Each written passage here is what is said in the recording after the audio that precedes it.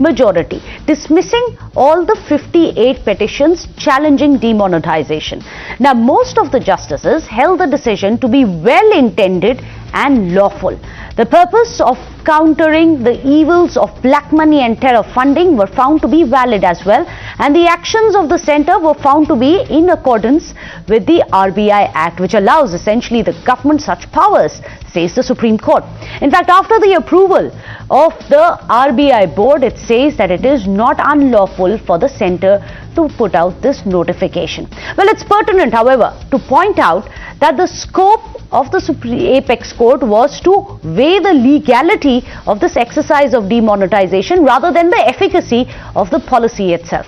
Now remember, the petitions had highlighted the human pain and suffering after demonetization, but the Apex Court dismissed it by saying that the hardships of the public doesn't make the decision bad in law. That distinction is, viewers, very, very important. In fact, here's what the majority view of the Supreme Court bench said. It said, the first excerpt coming in from the order is that demonetization is not flawed and it satisfies the proportionality test. It is a reasonable nexus, it says, between objectives and the means to achieve it. The objective, of course, has been stated to be that to counter the evils of black money, of terror financing, as well as counterfeit currency. It has also gone on to say it's not relevant if demonetization objective was achieved or not. That's not within the ambit of this hearing. In fact, it goes on to say that hardships faced by the public doesn't make it bad in law. At times, individual interests must yield to the larger interest. Our interpretation of the RBI Act is pragmatic and not pedantic. It goes on to say that the records have shown centre and the RBI's consultative process, that the government's decision taken after the RBI board's approval. Also, that the RBI is an inbuilt safeguard against the centre's power. The Supreme Court also said that the court cannot supplant the wisdom of the executive with its own wisdom, that it would be disastrous if news of such a measure was to be leaked in advance. It also went on to say it cannot find fault in the decision-making process merely since the proposal came from the centre and not the RBI, as were the earlier two demonetization bids in India.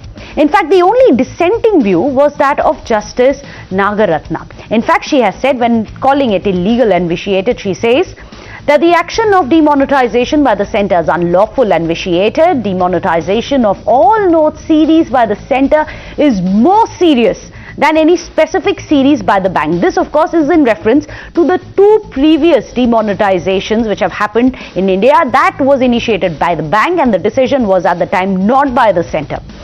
In fact, she went on to say that as per Section 26 Part 2 of the RBI Act, the proposal should be RBI's and not the centre's. But there was no time for an independent application of mind by the RBI. She's also commented on how the centre of the time had bypassed the parliament by saying it should be done via legislation, not an executive notification. Any legislation which is made in secrecy is an ordinance. The parliament's views are critical and of utmost importance. Now, this is something that the opposition has highlighted and underscored time and again all day today. She's also spoken, however, and this is interesting, that demonetization was well intended. In fact, in the courtroom, the justice had said that the measure was well intentioned and well thought of. It targeted evils such as black money, terror funding, and counterfeiting. It's unlawful purely, on her view, unlawful purely on legal grounds and not for its objectives which was stated at the time of demonetization. Then she goes on to say, but we cannot give relief or restore the status quo ante as of now in today's day and age. After all, it was a decision which was taken in 2016. So in fact, here are the differing views of the two judges. The court cannot substitute its judgment for that of the legislature or the executive. And we have also scrutinized the record, and after examining the record, we have found that the judicial decision-making process cannot be flawed merely because the procedure has emanated from the central government. As held herein before, the proposal for demonetization can emanate either from the central government or from the central board of the bank. It is however necessary to contrast the proposal where the bank recommends demonetization. It is in my view only for a particular series of banknotes of a particular denomination as specified in the recommendation made under subsection 2 of section 26 of the Act. The word any in subsection 2 cannot be read to mean all. Therefore, demonetization of banknotes at the behest of the central government is a far more serious issue. However, the opposition has pointed to the dissenting view, hailing Justice Nagarathna as a brave woman. They say that demonetization failed since it bypassed the parliament and even failed to fulfill its very purpose of wiping out terror funding and black money. Listen in. We all have to respect the judgment. That is a different issue. But I personally feel that it is a monumental blunder, whatever our Prime Minister, former Prime Minister Manmohan Singh has said. I fully stand by it. It has spoiled the economy. It has spoiled the strength of a common man. पर legal procedure के complication जो हुए हैं उसमें तो कुछ supreme court ने अभी तक जितना मैंने देखा है, ये बात तो अपनी जगह कायम है कि इकोनॉमी खत्म हुई, उसके बाद कमजोर पड़ी। क्या क्रॉस बॉर्डर टेररिज्म रुका? जो वादे थे क्या कुछ रुका? जो हार्डशिप हुई थी जनता की वो कुछ कम हुई? उसके जो कॉम्प्लिकेशन हुए, उसका जो नुकसान देश को उठाना पड़ा, आम जनता को उठाना पड़ा, उस पर सुप्रीम कोर्ट ने जस्टिफाई नहीं किया। अब आप सुप्रीम कोर्ट के फैसले को लेकर आप बाजा बजाइए, मगर ये सच्चाई है नहीं। हम जो मुद्दे आपके ये जो सामने रखे आपके, अजीम प्रेमजी यूनिवर्सिटी की रिपोर्ट बोल रही कि 50 लाख लोगों की नौकरी चले गई, 100 लोग मर गए, 99.30% डीमोनेटाइज पैसा जो हुआ तो सिस्टम में वापस आ गया। अब ये क्या है बताओ आप? In fact, claiming supreme vindication, the BJP has lashed out at demonetization's doubters for continuing to spread canards about the government decision which led to what they call an increase in income tax as well as collection and digital revolution in India. Supreme court ने जो फैसला किया है वो एक बहुत ऐतिहासिक फैसला, उसका हम सम्मान करते हैं और ये फैसला देश हित में है और एक देश हित में किए गए फैसले को कोर्ट ने सही माना है। राहुल गांधी जी से एक सवाल, आपने देश भर में जो कैंपेन किया नोटबंदी के खिलाफ, आप सॉरी बोलेंगे जब सुप्रीम कोर्ट ने इसको सही माना? और जिस तरह से डिमोनेटाइजेशन को लेकर के कंफ्यूजन पैदा करने की, कंट्राडिक्शन पैदा करने की, गुमराह करने की कोशिश कांग्रेस पार्टी हो या अन्य पार्टियों ने की, वो एक बार फिर से एक्सपोज हुई।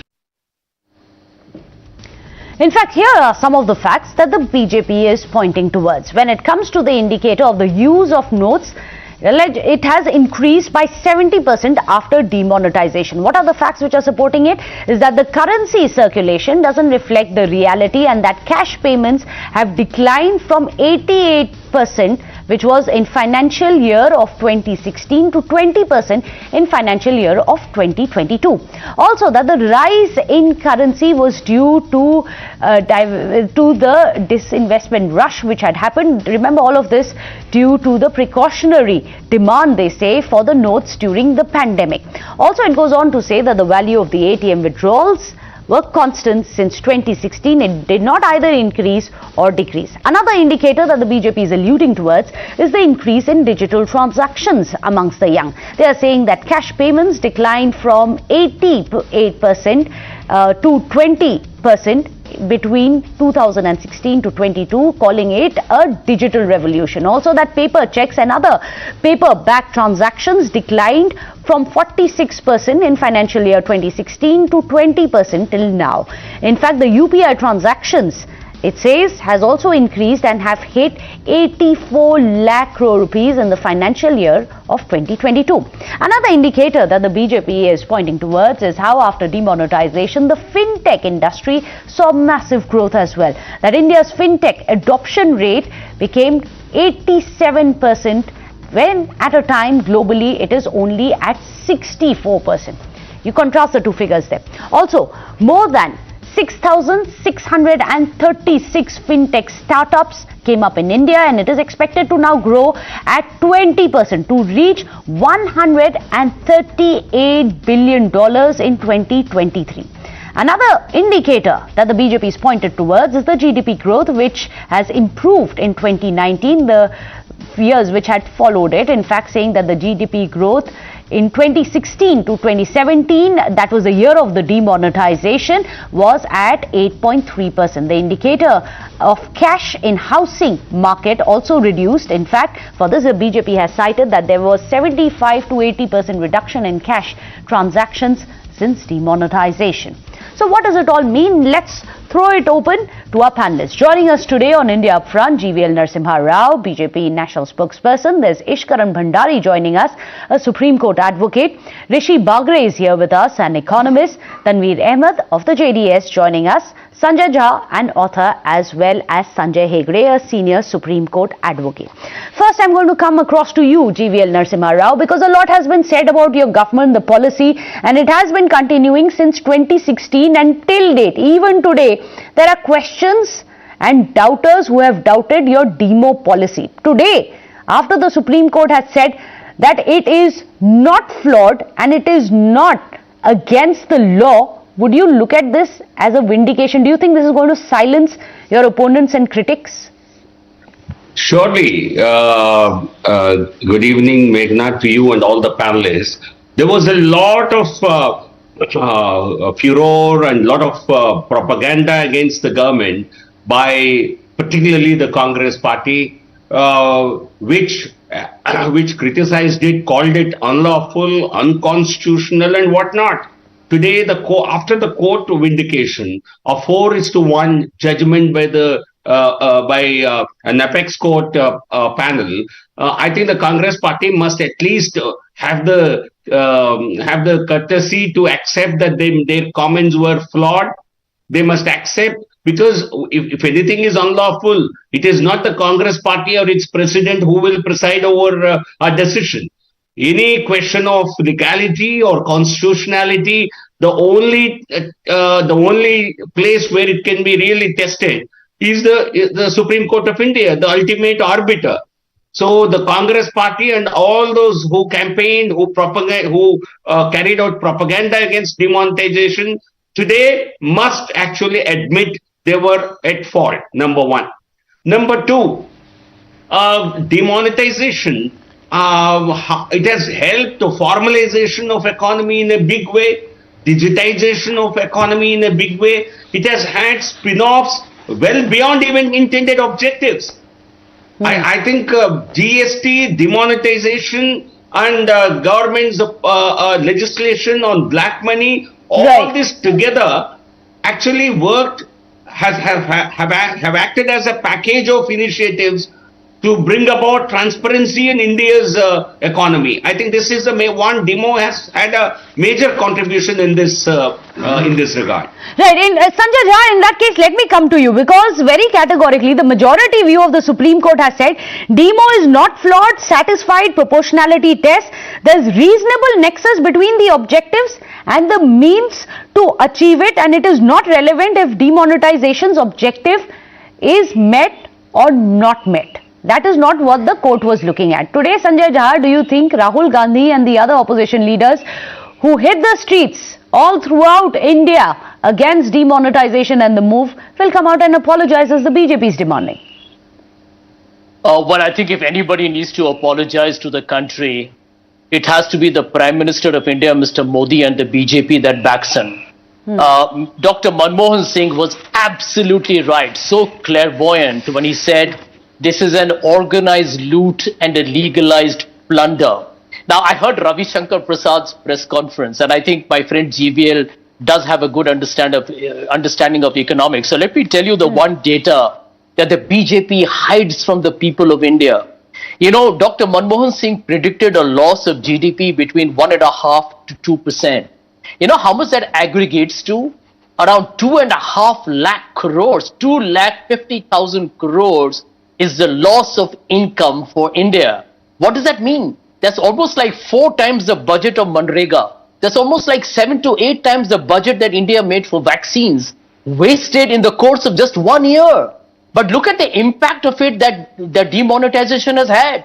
The economy, you look at the GDP figures after that, the GDP has never recovered because you destroyed the informal sector, the data of which is not captured for years on end in our GDP figures, because GDP figures are basically and some kind of a conflation based on the organized sector's results, which is why at the end of the day, if the Indian GDP today over the last 3 years has grown at 2.5%, it is a demonetization and a terribly ham-handed execution of the GST. I'm sorry to interrupt you, Sanjay Jha. Sorry to interrupt you, but very categorically, the Supreme Court has also said that it is not relevant if demonetization objectives were achieved or not. Merely because citizens suffered through hardship, it should not be grounds to hold the notification as bad in law. That's what the Supreme Court was looking at. Very brief. Well, let me tell you, the Supreme Court has commented on a procedure.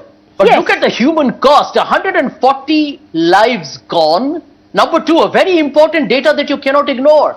99.3% of the money came back into the system. So the question that the BJP needs to answer, where did the black money go? Where are the people you are going to raise? And that is a real deep mystery that we need to solve. GVL, I want a quick answer from GVL on that. 99.3% of the money came back into circulation. If it didn't help in curbing black money, then it's a futile exercise, they say. No, Meghna, it's a fraud. No, the idea was not. The idea was to find who owns this money. Show me one document or one objective where it was said we don't expect money to come back into the banking system. By 99% when the money is deposited, and that amount had to be, the sources of that deposit had to be provided by the concerned depositors. More than 3 lakh crore of that amount, and more than 3 lakh bank accounts which were not genuine corporates. They were actually shut down. There was a Swachh Bharat. Actually, demonetization is a Arthik Swachh Bharat. Is a financial cleansing of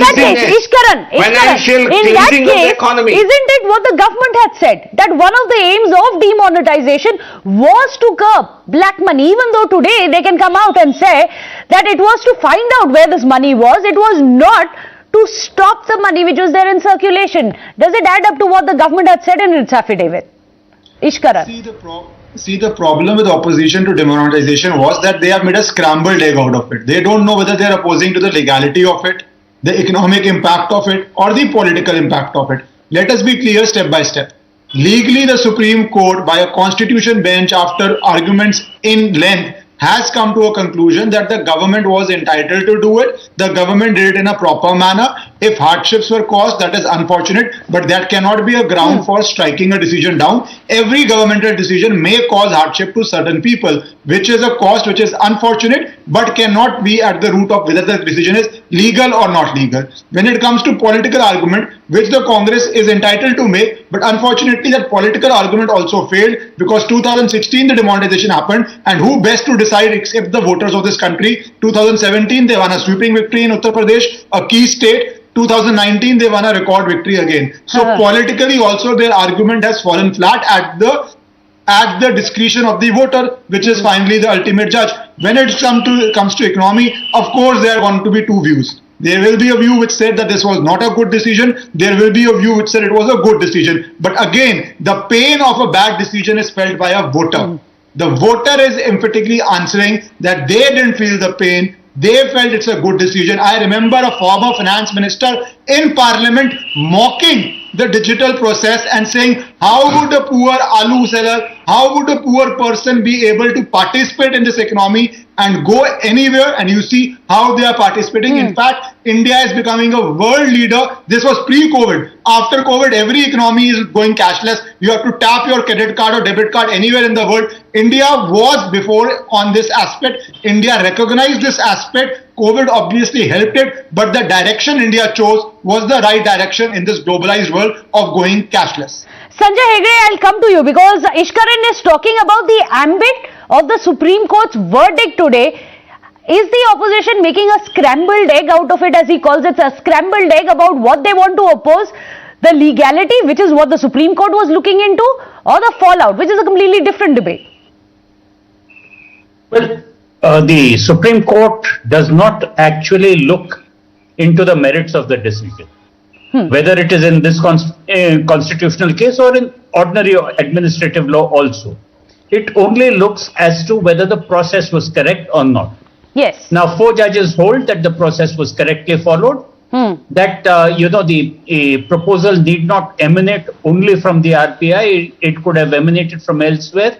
But ultimately, as long as the RBI was on board, everything was kosher. The dissenting judge says that, look, you can't do these things under 26(2) of the RBI Act only by executive action. You needed legislation. This is somewhat similar to what the UK Supreme Court held in the Brexit case. You must remember that the government of Britain wanted to walk out of Brexit using just the treaty provisions. Right. The UK Supreme Court said, no, you must go to Parliament and get parliamentary approval. So that is the kind of line that the dissenting judge has upheld. But Sanjay Hegde, isn't it true that the dissenting judge in the order copy, it also very clearly said that even if there were 2 other precedents, doesn't mean that the government does not have the right to bring about a demonetization for the entire series. Doesn't rule out that it cannot. Sanjay Hegde. Well, Megha, I have some problem with the sound quality, so I'm making some assumptions about your question. So the point is that courts don't get into merits. Courts can only look at the procedure. Procedure has been found okay, but politics will continue. Sometimes court decisions become the starting point of politics. You must remember in the US, for instance, the Supreme Court decision on abortion created a huge wave in politics. Here, the Supreme Court did not intervene in 2016. 6 years later, it has reviewed the process. It actually had doubts as to whether it needed to get into this question at all. At an earlier stage of the proceedings, the Supreme Court said maybe this question is academic now. Right. However, for the sake of the future, the 5 judges have gone into it. 4 have held one way. The dissenting judgment will also be studied with great depth if any future government were to contemplate this. How important, in that case, let me take that across to Rishi Bagri. How important is what the dissenting judge has said? Because at the end of it, if you look at demonetization, you had about 100 people who had unfortunately died right after that, as per the opposition parties. The Congress also says that about 50 lakh jobs have been lost. Can we still call demonetization a success, or is it not within the purview? Because what we have is facts versus facts. BJP is furbishing its own set of facts, then you have the opposition furbishing its own set of facts. Rishi Bagre. No, for those who say the demonetization was a failure, no, we need to see that we have become the 5th largest economy in the world. I mean, from the 10th largest 7-8 years back. And this is the fastest jump in the ranking. We need to see that. And we have become the fastest growing economy from the fragile file economy in 2013. Our digital economy now contributes almost 1/3 of the entire total economy. The digital transaction constitutes almost 80% of the entire transaction. We contribute 40% to the total digital transaction in the world. 40%, every 100 digital transaction which takes place in the world, 40 comes from India. So you can imagine what kind of transaction we are.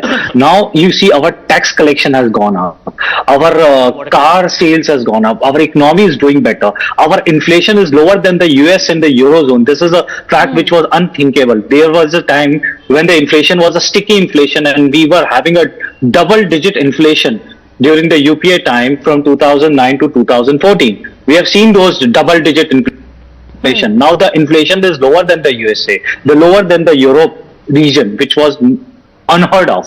So we are doing better. Now my friends are talking about the plunder and organized loot. I mean, the same Manmohan Singh ji, the respectable Manmohan Singh ji, said silently over the 2G, over the CWG, over the Damar G, over the coal scam, over the Emperor scam, over the Scorpion scam, over the others society scam, over the Augusta scam. He never said anything. Rubbish. But when something good thing happened, then he is saying that this thing. But we also have to see the facts. The facts are that we have more taxpayers. We have added 3 crore more taxpayers to the net. We have a much affordability for the buying property has increased. If you see in last 7-8 years, our like inflation has been lower. Our all the workers are getting the money through the ECS, the direct earlier they used to get through the cash. Now every worker is getting through the ECS. Even a small worker, even the Manrega people are getting their money from the online transactions. So, and we have a less Naxal terrorism. You see, the Naxal footprint has actually shrunk, and the terrorism activities has also has actually in the multi-year low. So you can see the numbers, you can see the things which is happening. And then these people are saying that it is a failure for them. It is a failure for them. You see, all the elections subsequently has been actually won by the BJP. If people were so upset with the demonetization, why they would have been voted BJP? You need to understand that. And 2019 again, you had the Modi Sarkar coming back. But Tanveer Ahmed, it's very interesting because already you have the opposition coming out and calling Justice Nagarathna as a brave woman who had the tenacity to come out and speak the truth. But do you think it is reading it very selectively what the dissenting view is? Because she's also said, and that is something none of the opposition leaders are talking about, the justice has also said that the measure was well intentioned and well thought of, and it targeted evils such as black money, terror funding as well as counterfeiting, that it was well intentioned. This is a part that the opposition leaders simply don't want to talk about. Why? How can you read the dissenting view selectively?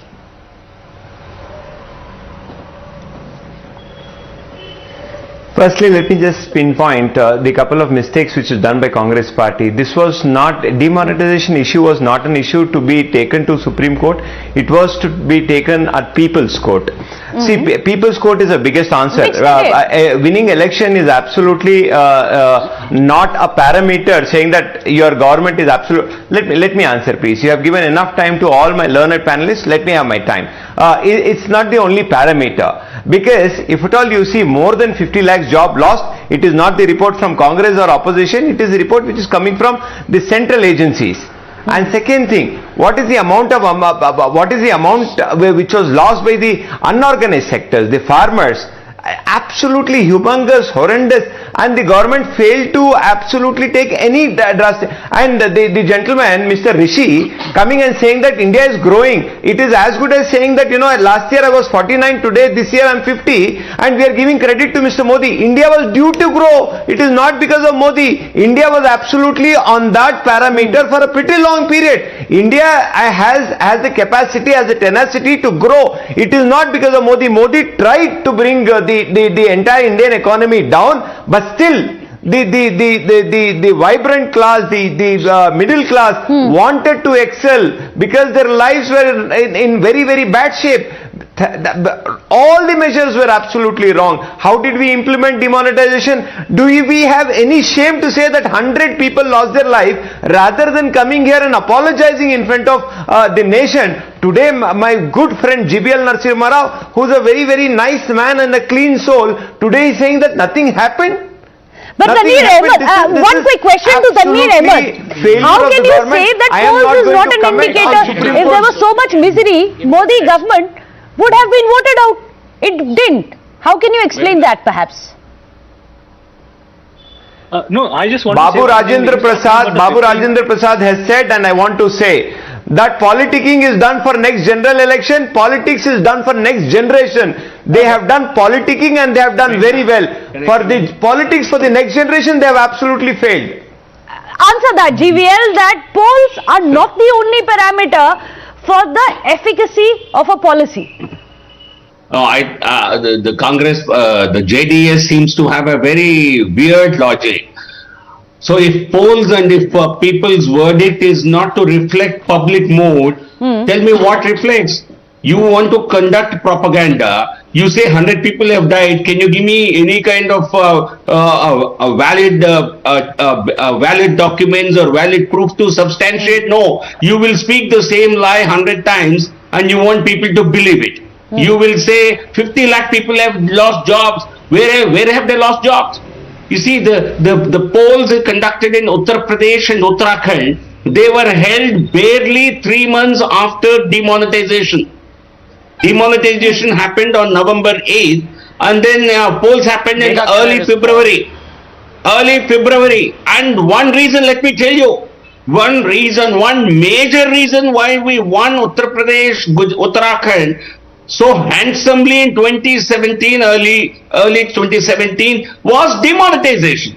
In fact, but for demonetization, we could have barely got a simple majority in Uttar Pradesh. I travelled extensively in UP on the eve of polls. There was a total endorsement of the electorate. And the farmers on whom you are shedding tears, crocodile tears, they were extremely pleased.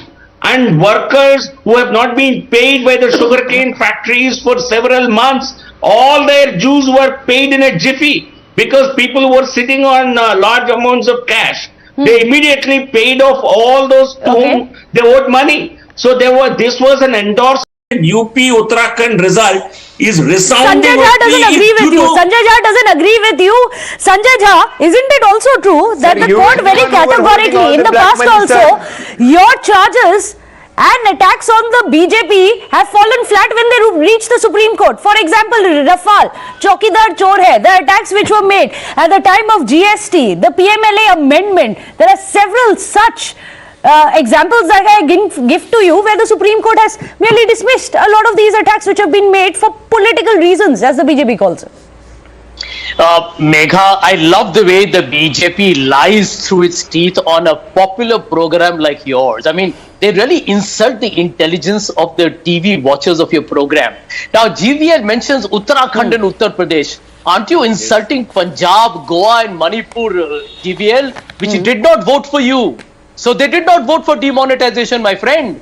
And please recognize that you have lost more state elections after that than you actually have won them. But the critical point, the economist Mr. Bagri talked about certain data. He forgets the basics. India became the third largest economy in purchasing power parity in 2011, Mr. Bagri, under the time of the UPA 11 years ago. Third largest. And by the way, it became a middle-income country. You don't even know your facts.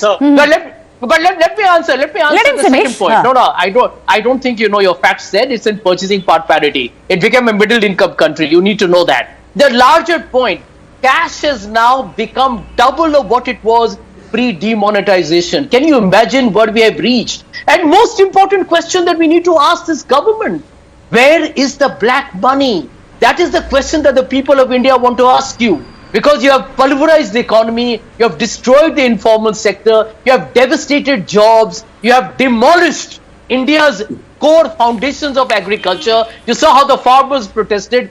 And where is the black money? Is it coming to you in electoral bonds, JBL? Is that why the political campaign funding is kept opaque? We need to ask these questions of you. Because this is the biggest scam in India's... I'll allow Rishi Bagri to counter you because those are direct questions that you put to it. Rishi, you want to come in? The proof of the pudding is in its eating, says Sanjay Jha. Look what has happened after demon. I'm put the hard data on ground. Where? What hard data did you put there? This is all part of your propaganda. He says this is hard data. There are data giving out of both. Rishi Bagri, being the economist, I'm quickly bringing him in.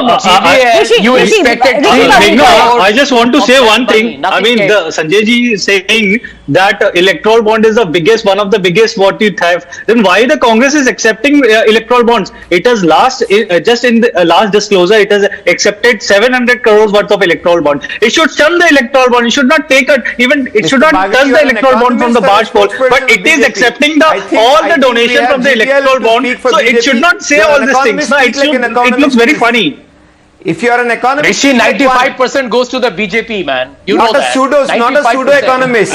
95%. No, don't be pseudo economist, sir. BJP gets a lion's share of the electoral bonds. That's not we are discussing. But Sanjay Hegde, I'm going to come back to you because this is an important point and we are returning to this again and again. And you being a lawyer as well, you must explain to us because the Supreme Court very categorically said it is not relevant whether or not demonetization has achieved its stated objectives or not, that at the end of it, it doesn't matter, but the intent was well intended. It had the right intentions, whether or not it managed to achieve what it went out, even though BJP today seems to be changing the goalpost as to what the aims of that were.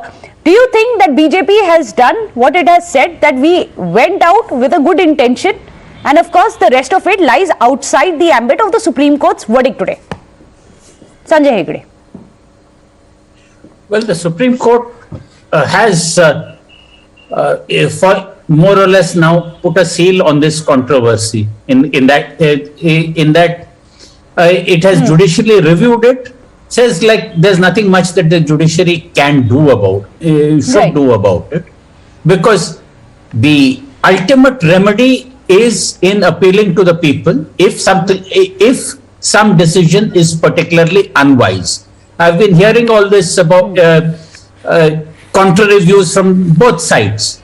They are all political people. They have a message to send out politically as well. This is a particular administrative decision, the wisdom of which the courts can't get into. As to whether it is wise, personally, I don't think it was very wise. It was sudden, it was brutal, and the consequences have not entirely panned out the way it was originally planned. It is almost as if they set out to make an omelette, but then it became a scrambled egg, and they say, okay, the court has very categorically today said, the court has very categorically today said that when it comes to demonetization, that it would be disastrous if it decides to supplant the wisdom of the legislation by its own wisdom. It has made a distinction between the duties of a judiciary and what the legislation should be making. It's made it very clear. Why not accept that then, Sanjay Hegde? Well, you can't exactly bring down in the Supreme Court to weigh in on one side or the other of the political debate. Okay. And a lot of questions have been carefully kept aside. If you look at it, they've said, look, we can check for compliance. Compliance is substantially there, and we should not go further.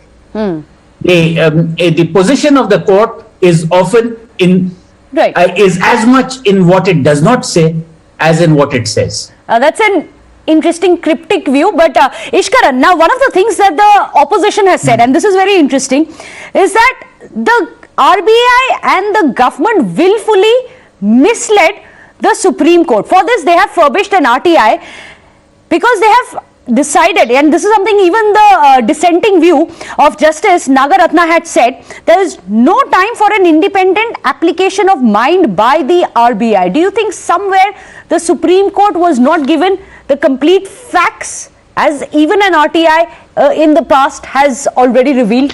Ishkaran? Yes. Am I visible? Yes. Hello? Yeah. So let me first make 3 short points. I was going to compliment my friend Tanveer Ahmed when he said that Congress is confused and it put the case to Supreme Court, but then he went into his usual spiel of how Modi is trying to bring the economy down. I started by saying Congress is confused because this was a political issue which they tried to make a legal issue. But to say that the Supreme Court was not given full facts when there were multiple petitioners with excellent senior counsels in the court who argued at length is, I think, a very unfair attack by the opposition if they are still making it, because not only are they doubting the Supreme Court, they are doubting the counsels who argued on the behalf of the people challenging the notification. Last point I would like to make, it is not only that the Supreme Court went into procedure, they also said that there was a reasonable nexus with the objective sought to be achieved, that is demonetization had a reasonable nexus with what it wanted to do. And lastly, you can rely on a dissenting judgment, but that's for scholarly and academic purposes. Like Congress keeps saying, BJP did not get 51% vote share, even though it has swept the elections and formed a single party government. So those are academic arguments. People are entitled to make them, but the reality is Supreme Court has upheld the demonetization process, even though I think the Congress or any opposition should have never really made such a big deal about it, because the people have already voted on the issue.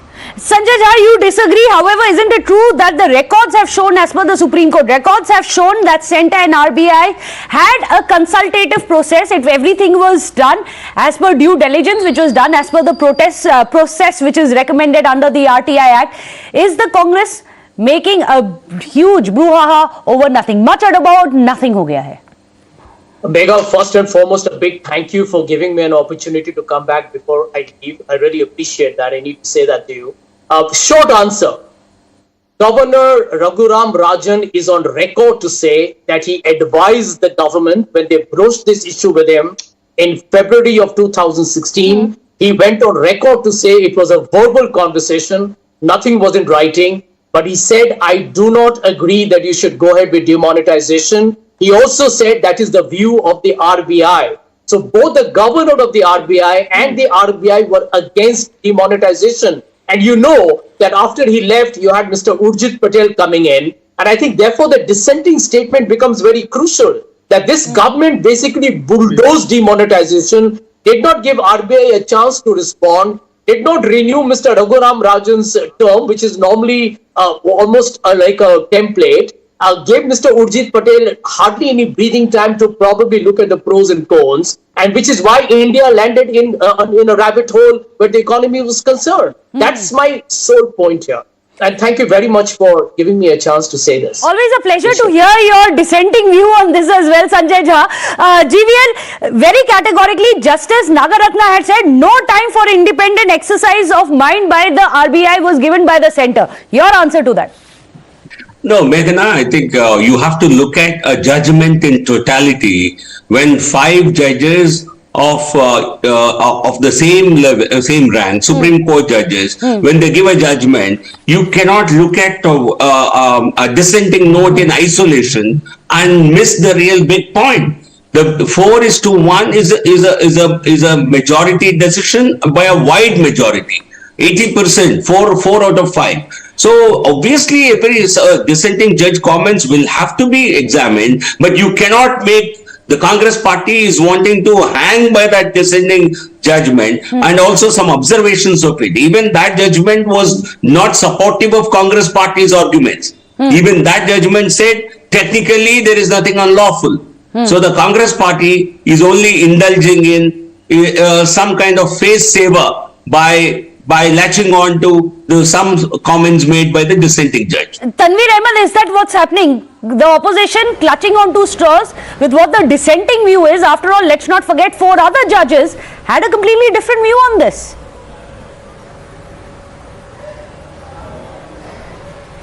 See, I think whether it is Sanjay Jha, me or anybody from opposition is absolutely not commenting anything about Supreme Court. Whether it is dissenting or whether it was in favor. But however, we have to really see people's apathy. We have to see where the economy is, where it could have been had demonetization would have not been done. They have absolutely killed the unorganized sector. They have absolutely killed a lot of aspiration. That year farmers really struggled to sell their produce. However, history is definitely not going to forgive them because of demonetization. If at all, by taking what my good friend Ishkaran Bhandari and GVL said, that way Nehru is a great prime minister because he was the prime minister for 27 long years. Do you want to really say that Nehru had absolutely a golden era? Winning election is absolutely not a way to really say that this is a good government or bad government. History is going to repeat. History is going to tell that this was a blunder which has really brought the Indian economy to doldrums, and you are the reason for killing the aspirations of this country, great country. But however, the middle class have really taken the burden of taking the economy on the tracks again. Okay. Don't take the credit for the common man which has put efforts to bring the economy. Modi and its government has to take no credit for it. GVL, quickly, history will judge you and not just this one verdict which is coming out from the Supreme Court today. You have a larger judgment which is coming. No, the People's Court have repeatedly supported the government on demonetization and several other things. But the opposition, the Congress, the JDS and others would want to believe their own fallacies, their own imaginary hardship was certainly there, but this kind of massive job losses, destroying of economy, these are all imagery that they wanted to conjure to scare people and to lure them into supporting the opposition. In fact, one of these things, Ishkaran, one quick word, one of these things that the opposition till date is saying is that the Supreme Court itself was misled, that there were facts of what Raghuram Rajam had said at the time which was hidden. How was it hidden from Supreme Court? It was open hearing by the best counsels of the country that the Congress and the opposition could have. So why didn't they raise it? I'm finding it very surprising that this sort of an attack is being made on the judicial process of the country, not only on the Supreme Court, but on the counsels who are arguing the case. Why could Mr. Rajan not file an affidavit if they wanted to? Or why could they not argue that? So frankly, as I said, Congress has scrambled their arguments. They don't make sense. One day they say Rafael mein chori hui, then they forget it. One day they give up and say that Notbandi mein chori hui, then they forget it. The problem is that because they are losing elections, I think they have lost their mind also. Attacks keep coming and going. Sanjay Hegde, I'll give you the final word. Do you think opposition somehow seems to be digressing, especially when it comes to demonetization? Should the matter just end now with the Supreme Court? It's been 2016. Even the judges have said nothing much can be done at this time. Well, actually, nothing much could have been done at this point, because if the Supreme Court were to have said that no, demonetization is wrong, it could not have remonetized the currency which had already been collected. They wanted, they wanted relief, however, most of the petitions. No, it could have given a declaration for the future, but it could not have really done anything in terms of bringing back status quo ante. Suddenly, those few 500 rupee notes of old which remained in somebody's bank locker and could not be surrendered in time. If that was to be made legal tender, then you would have had other consequences. So very interestingly, as one of the panelists said, where the Supreme Court verdict ends, that's where the politics has begun. Perhaps what we are doing is all building the scrambled egg. It's perhaps time to accept what the Supreme Court has said and then move on. However, thank you so much, gentlemen, for having this very interesting debate on demonetization, but more importantly, the fallout of it politically. But with that, let's move on. This is our next big debate here on India Front. Well, it was a New Year Eve horror that has jolted the national capital. A 20-year-old woman, she was allegedly dragged under the wheels of a car for 47 minutes for 13 long kilometers. Yet no one rescued her. The car allegedly made 4 U-turns around the scene of crime till the body finally disentangled and came out free. But the police couldn't nab them then. There were several PCR calls which were made, but the killer car allegedly got a free run. An eyewitness, Deepak Dahiya, he in fact sounded an alert. He saw that there was a body being dragged by the car. He immediately called the police. This happened around 3:20 a.m. and he decided to follow the car himself. He is one of the key witnesses in cracking this case. Now he's joining us live. Thank you so much, Deepak, for joining us live. What he says today is going to be critical in cracking the case. The two people who had called the police is Deepak. Now Deepak is joining us. Deepak, आप ये बताइए, आपने उस रात को क्या देखा new year ewe पे, और टाइम के साथ बताइए। मैम जैसे 3:18 मैंने अपनी शॉप ओपन की थी जी। शॉप ओपन करने के बाद मेरे को दिखाई दिया कि एक बलेनो गाड़ी ग्रे कलर में खंजावला साइड से आ रही है और उससे कुछ आवाज़ें आ रही थी, जैसे टायर फटने के बाद चलती है ना गाड़ी, वैसी आवाज़ें आती हैं जी। तो बिल्कुल दुकान के सामने आने के बाद पता चला कि उसके नीचे डेड बॉडी घिसड़ती हुई जा रही है। तो मैंने उसी टाइम एक्टिव होके हमने 112 नंबर पर कॉल किया। मैंने फ़ोन उठाया, मगर मैम ऐसे ऐसे बात है, कोई बलेनो गाड़ी है ग्रे कलर में और उसके नीचे कोई डेड बॉडी फंसी हुई है जी। वो या उसको पता नहीं है या एक्सीडेंट है, जो भी है, और वो घिसड़ती हुई जा रही है यहाँ से कंजावला से कुतुबगढ़ की साइड। आपने क्या ये देखा दीपक जी की गाड़ी के अंदर कितने लोग थे? अभी हाँ, गाड़ी के अंदर 3-4 लोग उस टाइम मैंने शो कर लिए थे। 3 तो करीब शो थे, 3 से 4 या 5 भी हो सकते हैं, लेकिन 3-4 मैंने उसी टाइम पहले ही नज़र में शो कर लिए थे। इतने बंदे गाड़ी के अंदर बैठे हैं।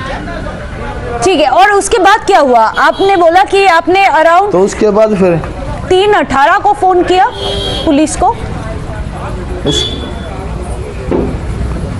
हाँ, 3:20 पे फ़ोन किया मैंने जैसे 112 नंबर पे फ़ोन हुआ, तो उसके बाद मैंने पीसीआर को मेरा नंबर दे दिया। पीसीआर से फ़ोन आता है 3:23-24 पे। तो फिर उसके बाद साहब ने बता दिया, मैं साहब ऐसे ऐसे गाड़ी जा रही है, ऐसी गाड़ी है, ये नंबर, उस टाइम तक नंबर पता नहीं था। उसके 20 मिनट के बाद नंबर मैंने उनको दिया है।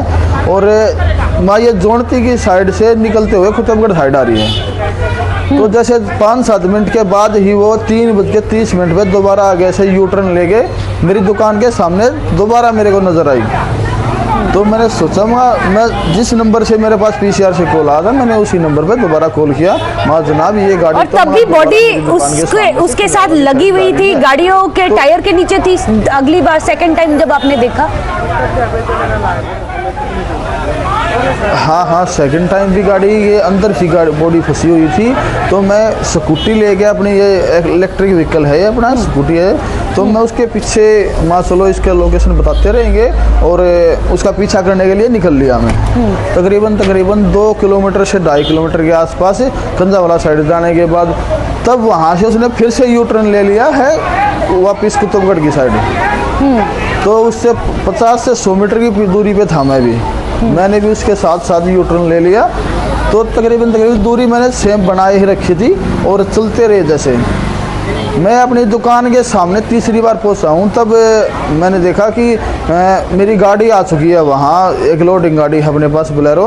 मगर अब स्कूटी को खड़ा कर दूं और इससे उसका पीछा करने में सक्षम रहेंगे, क्योंकि ये तो ना तो ज़्यादा भाग सकती है इलेक्ट्रिक व्हीकल, और ना ही ज़्यादा सेफ थी ये जी। तो इसके चलते फिर मैंने चलो, मैंने वो अपना भाई था जैसे दूसरा, मगर भाई इसको जल्दी से, डेड बॉडी है गाड़ी के नीचे, तू इसको गाड़ी को बंद कर और मैं उसका पीछा करे एक बार। तो वो साथ के साथ उसका पीछा करने लगा। इस बीच में 500-600 मीटर का गैप हमारे बीच हो चुका था। हाँ। बाकी गाड़ी वो उसी स्पीड में तकरीबन जा रही थी, 20 से 25 की स्पीड में जी। फिर से दोबारा जोनती जाने के बाद उसने गाड़ी को वापस घुमा दिया, चौथी बार वापस कंधावाला की साइड उसने। हाँ, चौथी बार मैम।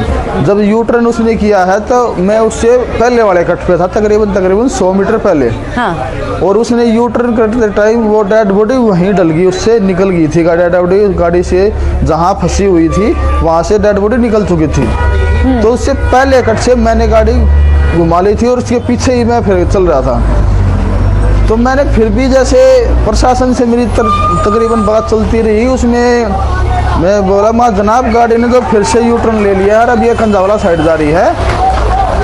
हम फिर भी उसके पीछे थे, स्पीड वही तकरीबन 20 से 25 की स्पीड में गाड़ी चल रही है। और यहाँ लाडपुर आने के बाद मेरे को पता चला, मैंने गाड़ी के साइड में गाड़ी करके देखा कि गाड़ी के नीचे डेड बॉडी तो है नहीं। मैंने तुरंत सूचित किया पुलिस को, माँ जनाब इसके नीचे डेड बॉडी अब नहीं है, डेड बॉडी कहीं से निकल के गिर गई है और अब ये खाली गाड़ी है। गाड़ी का नंबर मैं पहले बता चुका हूँ उनको, तकरीबन 5 मिनट पहले, जिस टाइम मैंने डेड बॉडी की इन्फॉर्मेशन दी थी कि अब डेड बॉडी नहीं है। तो उससे 20 तक भी जस्ट एक पीसीआर हमारे सामने से गुजरती है, वो उस टाइम उनके पास इन्फॉर्मेशन थी या नहीं थी, लेकिन हम उनके सामने से गुजर जाते हैं। और कहीं से मदद लेने में मैं सक्षम इसलिए नहीं हुआ कि मैं लगातार प्रशासन से, पुलिस से, पीसीआर से कॉल पे ही चला हुआ था तकरीबन पिछली 20 मिनट से। इसके चलते चलते जैसे हमने कराड़ा क्रॉस किया, कराड़े में भी एक पीसीआर हमारे आमने सामने से गुजरी है, तो अभी उसने भी कोई एक्टिविटी नहीं दिखाई। फिर जाके बेगमपुर लास्ट पीसीआर मिली मेरे को, मैंने उसको बोला भी उतर के, माँ जनाब ऐसे ऐसे इस गाड़ी के नीचे डेड बॉडी थी और ये उलझी खड़ी थी, मगा इसको वो डाल के आ गया और मगा भी वो इसको पकड़ो एक बार। उन्होंने कोई मुस्तैदी बगैर दिखाते हुए मेरी तरफ एक बार लखाए और फिर उसको बोला नहीं, अब जाने कोई इशारा ही नहीं किया, मेरी तरफ इग्नोर कर दिया बिल्कुल। और फिर वो गाड़ी सीधी अवंतिका की साइड चली गई और मैं अपना गाड़ी रिटर्न करके अपने शॉप पे पहुंच गया। आप ये बताइए, आपने जब पहला कॉल किया था पीसीआर को और अंत तक, जब तक आपने देखा कि बॉडी तब तक निकल चुकी थी, उसका पूरा ड्यूरेशन क्या था? कितनी देर लगी और कितनी देर आपने पीछा किया उस गाड़ी का? 3:20 में मेरा पहला कॉल था मैम जी। और उसके बाद तकरीबन जहां तक मैंने गाड़ी का पीछा किया, मैं गाड़ी के साथ रहा हूं। 4:40 तक गाड़ी के साथ रहा हूं मैं। उसके बाद 20 मिनट मेरे को अपनी शॉप तक आने को लगे हैं। 5 बजे मैं अपनी शॉप पे नेट पहुंचा हूँ। और इस दौरान आपने कितनी बार तकरीबन 20 कॉल हमारे जी तकरीबन 20 बार उन्होंने और मैंने दोनों की मिला के 20 बार हमारी बात हुई है। 20 बार आपकी बात हुई होगी। आप ये बताइए कि कितनी बार आपने पीसीआर वैन को क्रॉस किया या कोई भी पुलिस का नाका देखा हो या क्रॉस किया हो उस पे? 3 बार मैंने पुलिस वैन को क्रॉस किया मैंने। और आपने बोला कि आप गए पुलिस वाले को जाके आपने बोला कि ऐसे एक गाड़ी जा रही है जिसमें से बॉडी लटक रही है, उन्होंने आपको क्या बोला और क्यों वो वहां से हिले नहीं, गाड़ी का पीछा क्यों नहीं किया? कुछ बोला? उस टाइम बॉडी जैसे वहां उसके साथ बॉडी नहीं थी जिस टाइम मैंने पुलिस वाले को बोला। उस टाइम वो खाली गाड़ी थी। उस टाइम तक वो बॉडी यहीं छूट चुकी थी, उससे निकल चुकी थी, उससे जहाँ भी फंसी हुई थी। वो खाली गाड़ी थी। बाकी उसका नंबर उससे कम से कम 15-20 मिनट पहले मैं दे चुका था जी। तब मैंने बताया माँ जनाब ऐसे बात है, ये गाड़ी वो है जिसके नीचे डेड बॉडी फंसी हुई थी पिछले कम से कम 2 घंटे 2.5 घंटे से। हाँ। आप इसका पीछा करो, एक बार इसको पकड़ो। उन्होंने कोई मुस्तैदी दिखाई नहीं मैम। उन्होंने कुछ नहीं किया आपके ऊपर, एक्शन कोई भी एक्शन नहीं लिया आपने जब जाके उनको कंप्लेन किया? आप ये बताइए गाड़ी में आपने क्या क्या नोटिस किया? आपने बोला कि हो सकता है 4-5 भी लोग हो सकते हैं। क्या उन्होंने बहुत लाउड म्यूजिक बजाया गया था? उन्होंने बोला कि उनको पता ही नहीं चला कि ऐसा कुछ एक्सीडेंट हुआ या बॉडी को ड्रैग करके लेके जा रहे थे। उन्होंने बोला कि म्यूजिक इतना लाउड था। नहीं, गाड़ी से बाहर कोई आवाज़ नहीं आ रही थी। मैं म्यूजिक की गाड़ी के अंदर ही अंदर जितना म्यूजिक होगा वो होगा, लेकिन गाड़ी से बाहर बिल्कुल नहीं आ रही थी। मैं बिल्कुल जस्ट 3-4-5 मीटर से ही मैंने गाड़ी को देखा है। और आपने देखा कैसी बॉडी उसको ड्रैग करते हुए गई और आपने बोला कि 1 घंटे से भी ऊपर हो गई थी जब वो गाड़ी बॉडी को ड्रैग करके। ये हो सकता है कि किसी को पता ना चले, क्योंकि आपने बोला था एक बहुत लाउड सा एक धमाका भी हुआ जो आपने सोचा था शायद टायर बर्स्ट हुआ है। हो सकता है कि गाड़ी को पता ही ना चले। नहीं धमाका नहीं हुआ मैम। जैसे टायर फटने के बाद जब गाड़ी आवाज करती है ना जो चलते टाइम जी जी वो आवाज थी। टायर फटने, हाँ टायर फटने की आवाज नहीं थी। वो आवाज कंटिन्यू तब तक उसमें डेड बॉडी फंसी हुई तब तक आवाज हो रही है। हाँ। तो वो एक आवाज आई थी। एंड ये बहुत इंपॉर्टेंट बात आप बता रहे हैं दीपक कि आपने बार बार आपने पुलिस को फोन किया। आपने 3:20 पे पहला फोन किया और उसके बाद तक आपने तकरीबन 4:40 तक आपने पीछा किया उस गाड़ी का। 20 मिनट और लगे, मगर तब तक पुलिस ने कोई हरकत नहीं की इस पूरे दौरान में। नहीं उस टाइम नहीं हो पाई मैम कुछ भी। जैसे वो तो मेरे को झूठा समझ रहे थे या उनको पता ही नहीं चला गाड़ी के नंबर का, या वो उस टाइम मुस्तैद नहीं थे। इस बारे में कुछ बता नहीं सकते। या तो ये समझ रहे होंगे बस ये उन लोग बना रहा है, हर बस झूठ बोल रहा है, या तो यही हो सकता है। तो क्या हो सकता है?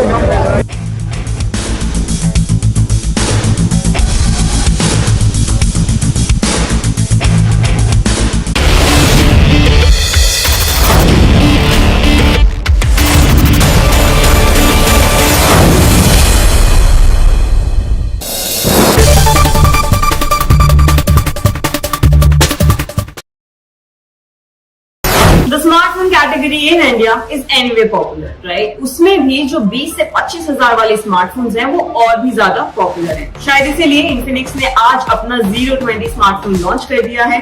I have the smartphone with me right here और इसको आज करेंगे अनबॉक्स।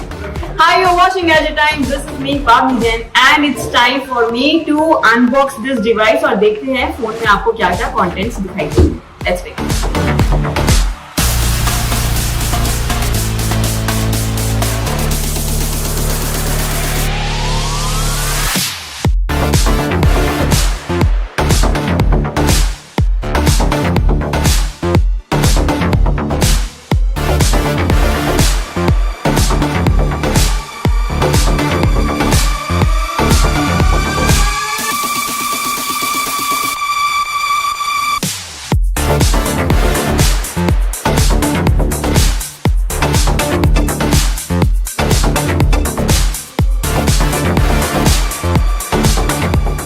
अनबॉक्स हो चुका है। जैसे कि आपने देखा यहाँ पर स्टिकर उतारते हुए मैंने ऐसे थोड़ा सा गंद मचा दी। यहाँ पे स्टिकर ऑलरेडी दिखाई दे रहा है, बट इसको क्लीन करेंगे बाद में। अभी बात करेंगे स्मार्टफोन के बारे में।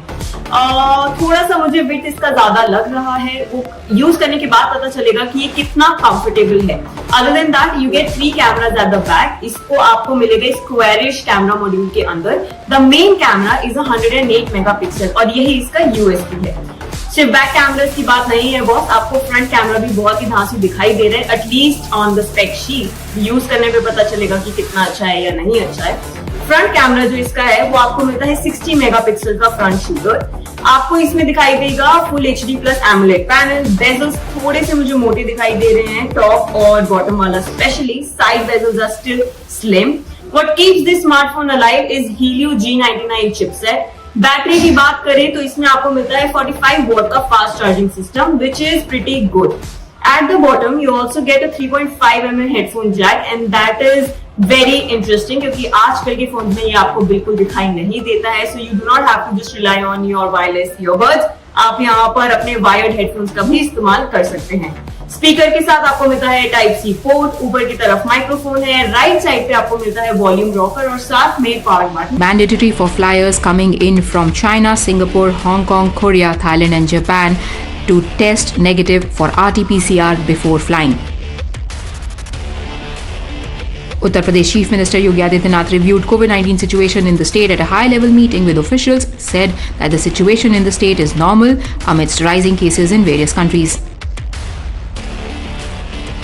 Supreme Court has stayed Allahabad High Court's order convicting former UP MLA Mukhtar Ansari for threatening jailer SK Awasthi and pointing a pistol at him. Bombay High Court has dismissed discharge application filed by Lieutenant Colonel Purohit in Malegaon blast case.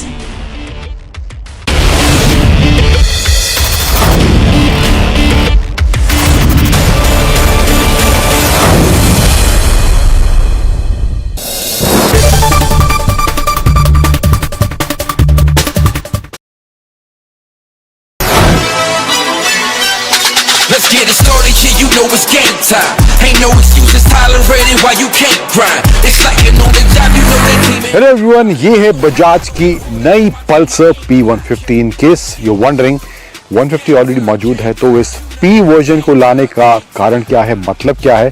सो कारण बहुत सारे हैं, design को लेकर, features को लेकर और कुछ हद तक परफॉर्मेंस को लेकर भी इस P वर्जन में बदलाव देखने को मिलते हैं। तो क्या है वो सारे बदलाव इस नई पल्सर P150 में, उन सभी के बारे में मैं आपसे बात करने वाला हूं इस रिव्यू के अंदर। और रिव्यू के एंड में बात करेंगे 3 धांसू और 3 नॉट धांसू एलिमेंट्स मुझे क्या लगते हैं इस बजाज पल्सर P150 के बारे में।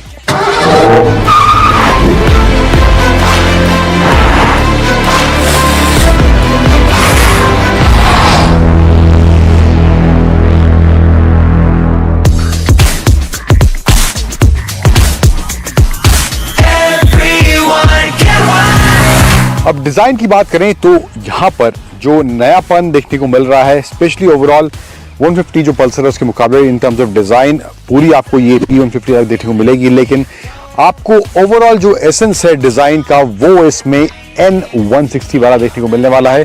फ्रंट हालांकि अलग है यहाँ पे, लेकिन अब इसमें P150 में प्रोजेक्टर हेडलैम्प्स दिए गए हैं एंड इसमें DRLs भी यहाँ पर इसमें देखने को मिलते हैं।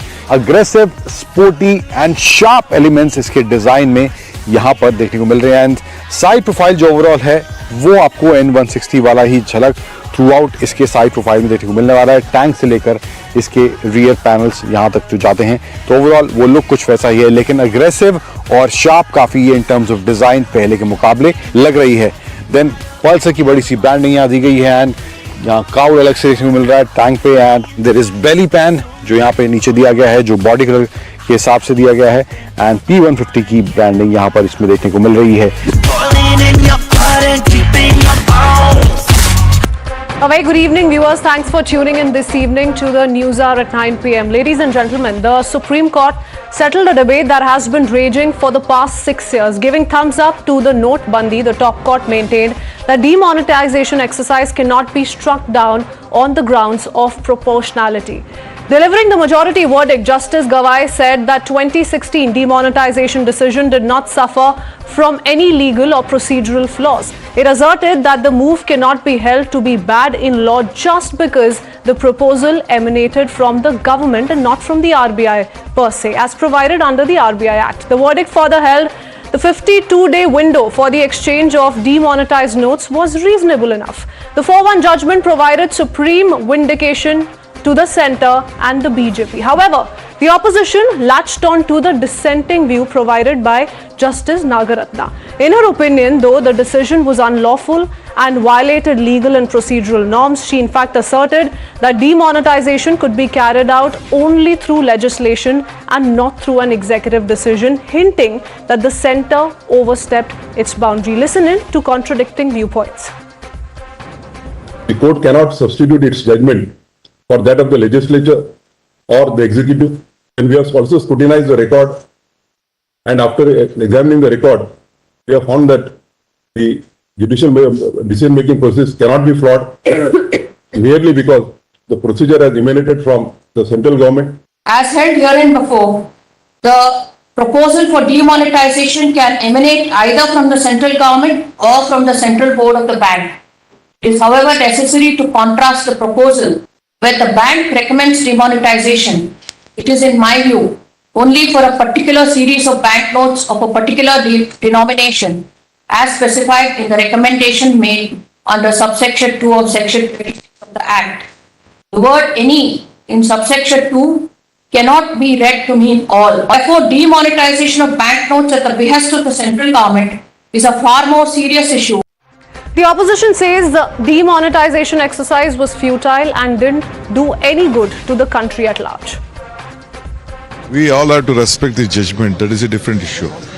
But I personally feel that it is a monumental blunder, whatever our Prime Minister, former Prime Minister Manmohan Singh has said. I fully stand by it.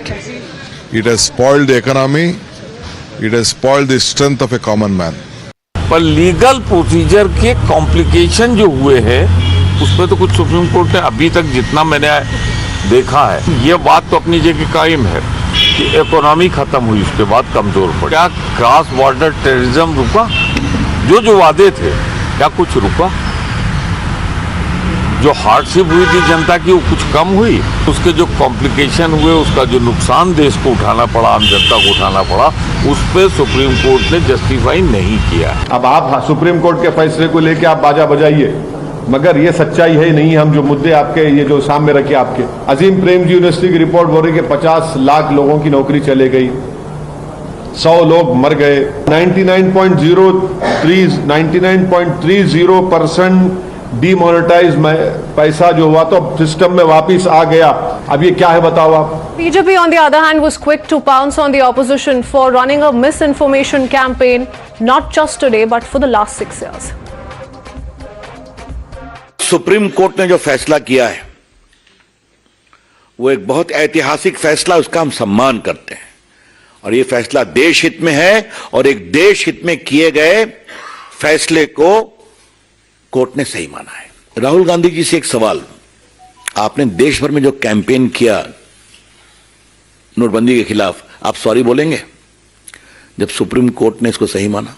और जिस तरह से डिमोनेटाइजेशन को लेकर के कंफ्यूजन पैदा करने की, कंट्राडिक्शन पैदा करने की, गुमराह करने की कोशिश कांग्रेस पार्टी हो या अन्य पार्टियों ने की, वो एक बार फिर से एक्सपोज हुई। Remember, this is not the first time when the opposition suffered a supreme setback. In 2018, for example, Rahul Gandhi said Rafale jet deal is India's biggest ever scam, but in 2019, it was the top court that dismissed all review petitions saying they lack merit. Rahul Gandhi, in fact, also alleged that the Modi government bought Pegasus to snoop on rivals, but the top court panel again dismissed it as inconclusive proof that Pegasus was used in 29 phones. Furthermore, in 2019, Rahul Gandhi said that the Supreme Court agreed that Chaukidar chor hai, but he had to offer an unconditional apology for misquoting the top court. This then brings me to my legitimate question this evening. Has the opposition's defense been reached yet again? You're watching the News Hour at 9. Debate number 1 on Times Now. Super Prime Time. All right, let's open this up this evening on the debate number 1 at 9 p.m. Shehzad Poonawalla, national spokesperson of the BJP, with me in the studios, along with Dr. Anand Ranganathan, author, political analyst Tehseen Poonawalla, political analyst himself Dr. Suman C. Raman, national spokesperson of the Samajwadi Party Abbas Haidar. But before I take it across to you gentlemen and take in an opposition perspective this evening, I want to quickly go across to former Union Minister Ravi Shankar Prasad, who's joining us this evening. Mr. Ravi Shankar Prasad, shortly after the top court's verdict, you addressed a press conference. Now, you yourself took to Twitter as well to look at this as a big victory for the Modi government. How big a victory do you think this really is? The top court upholding the 2016 decision of demonetization, saying that there's nothing unlawful, there's nothing faulty, and more so, there were consultations that took place before this policy was introduced. First of all, you must recognize the majority judgment of 4 honorable judges have clearly stated that the objective of this policy had a clear goal containing terror funding, circulation of fake currency and black money. The process, the decision-making process was clearly okay. There was consultation with the Reserve Bank of India. There is no violation of any constitutional provision, and also of the Reserve Bank of India 26(2). The dissenting judge, honorable single judge, has also noted that the objective of the policy was well intentioned. Now in this light, constitutionally speaking, legally speaking, the right to frame a policy rests with the government. The court can adjudicate decision-making process, arbitrariness or constitutional violation. Nothing has been found. A whole campaign was unleashed in the entire country by Rahul Gandhi and his cohorts against this. Today, this particular demonetization has helped the poor. I can only straight away tell you certain things. India's digital payment today is a global success story. There is a fintech movement, the whole payment movement. Today is a rickshawala or a panwala or an autowala are using digital payments. That is the question of empowerment, direct benefit transfer. More than 238,000 fake companies have been busted. Today, stone throwing in Kashmir and the headquarters of Hurriyat all are, or a PFI, all is there for us to see. But the larger narrative for you to understand, and I would like to highlight through your viewers, that the informal sector component of Indian economy was 52%. Now it has slumped down to 20%. Therefore, on all the parameters, the benefit we are clearly able to see, it is visible as to how it has impacted. Even the IMF and the World Bank have appreciated that. Now, I would raise a larger question. What Congress party is saying is their view. But I have to ask certain questions to Rahul Gandhi, which I asked also in my press conference. Will he say sorry? He unleashed a campaign on Rafale in the entire country. Air Force wanted good Air Force plane for the last so many years, and for a variety of reasons, including middlemen commission, it was delayed. The Supreme Court said the whole deal is okay. Did they say sorry? What kind of abuses Rahul Gandhi showered on my leader in the 2019 election, I can't even reproduce that. His last press conference couple of days ago in Delhi also mentioned Notbandi. They lost 2017 Vidhan Sabha election, which they fought singularly in UP on Notbandi and many other places. Now, if the apex court has held it to be constitutionally valid, there should be a closure. But what I regret to say, the kind of comment which Congress party has made to Twitter, to Mr. Chidambaram, to other. Okay. So you want Rahul Gandhi to apologize? You asked the question this evening, will Rahul Gandhi come out and issue an apology? But Rahul Gandhi most certainly doesn't agree with you, Mr. Prasad, and neither does P. Chidambaram, because shortly after the verdict, he said that I'm obliged to accept it, the Congress party is obliged to accept it. but the dissenting judgment will rank among the famous dissents recorded in the history of the Honorable Supreme Court. Remember in 2018 also, he'd spoken of demonetization as the money laundering exercise. To these kind of attacks that usually come in for the policy, how would you respond? I would say two things. His second tweet was all the more scandalous, and I am saying so with full sense of responsibility. The dissenting judgment is a slap on the wrist of Narendra Modi. That is his word. Yeah. He is a senior lawyer of eminence, I believe. He has been a senior minister. Will he reduce his political dialogue to this level? But let me push this whole issue to a larger question. What is the constant charge of Rahul Gandhi and company? That our government is compromising institutions. Who publicly berates Election Commission? Rahul Gandhi and company, because the people of India defeat them. Who berates CVC? Who berates other bodies? And Rahul Gandhi and company also indirectly also try to put comments on the judiciary, so eloquently espoused by his friend Mr. Chidambaram. Okay. So who calls the media as Godi media repeatedly?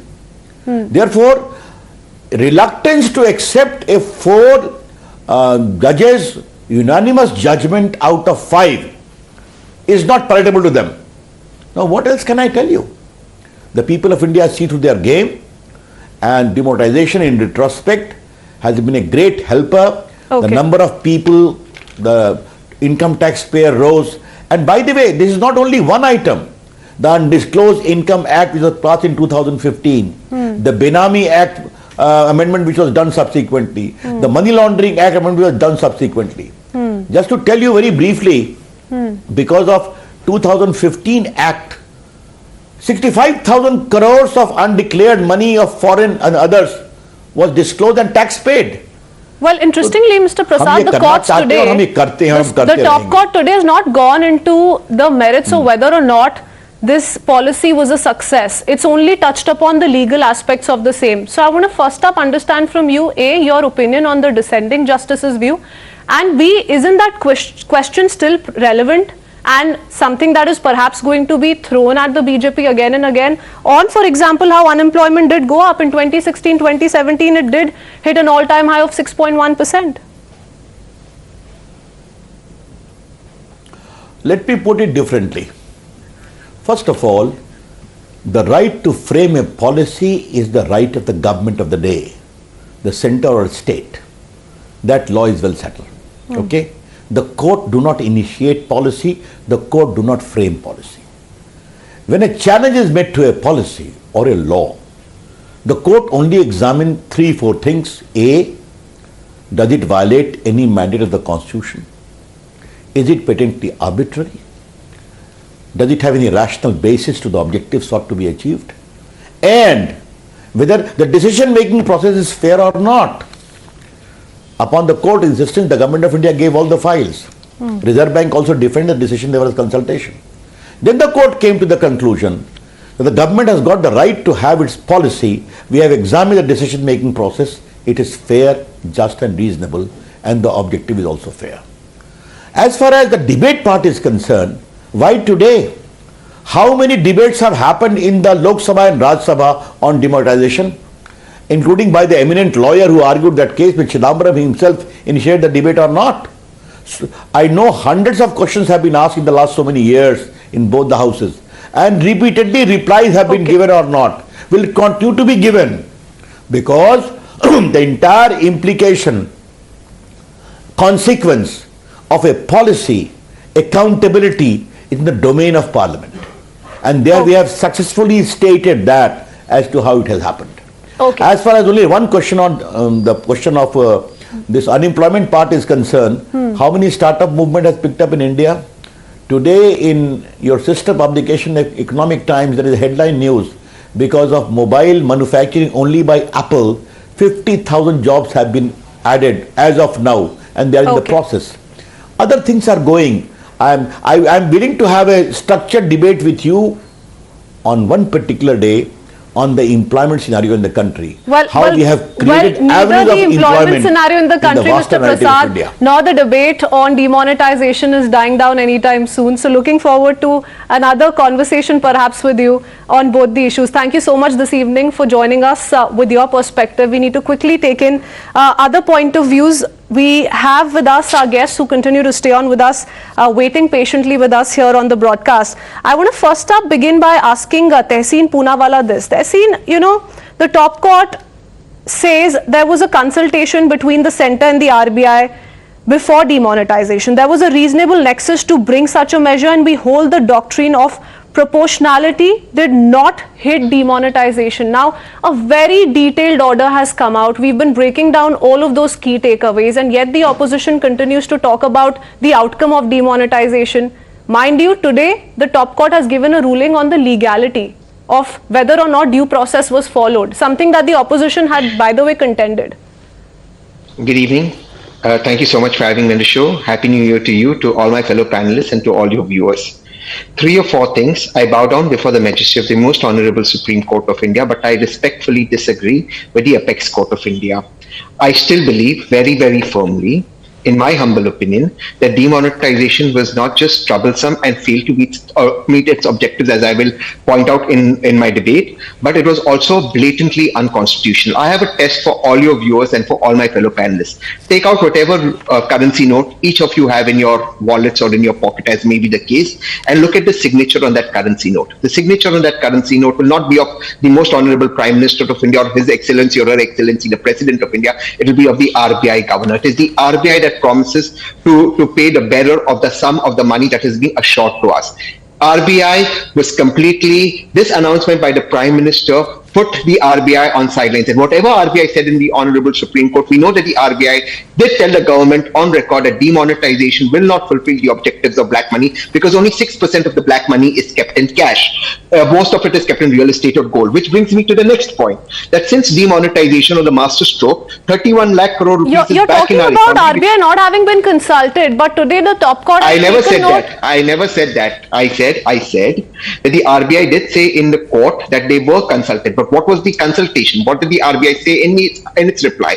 The RBI in its reply said that demonetization objectives of black money will not be met because only 6% of the money is kept in cash. Most of it is kept in gold, foreign currency is kept in gold, in real estate and in art. And to prove my point, when the demonetization happened on 8th November 2016, there was approximately 17 lakh crores, I'm rounding it up, Okay, in so circulation. at this point Today in that time, currency, Kirsten, one second. at this point in time, you're saying the due objective has not been reached, but Kirsten, due not process was followed. Are you agreeing to that? No, Kirsten, I don't think you heard me, so I'll repeat. Not only is it unconstitutional, let me repeat, it is unconstitutional as per me, and I differ with the most honorable apex court, but the RBI also said that the objectives of demonetization would not be met. But just hear me out.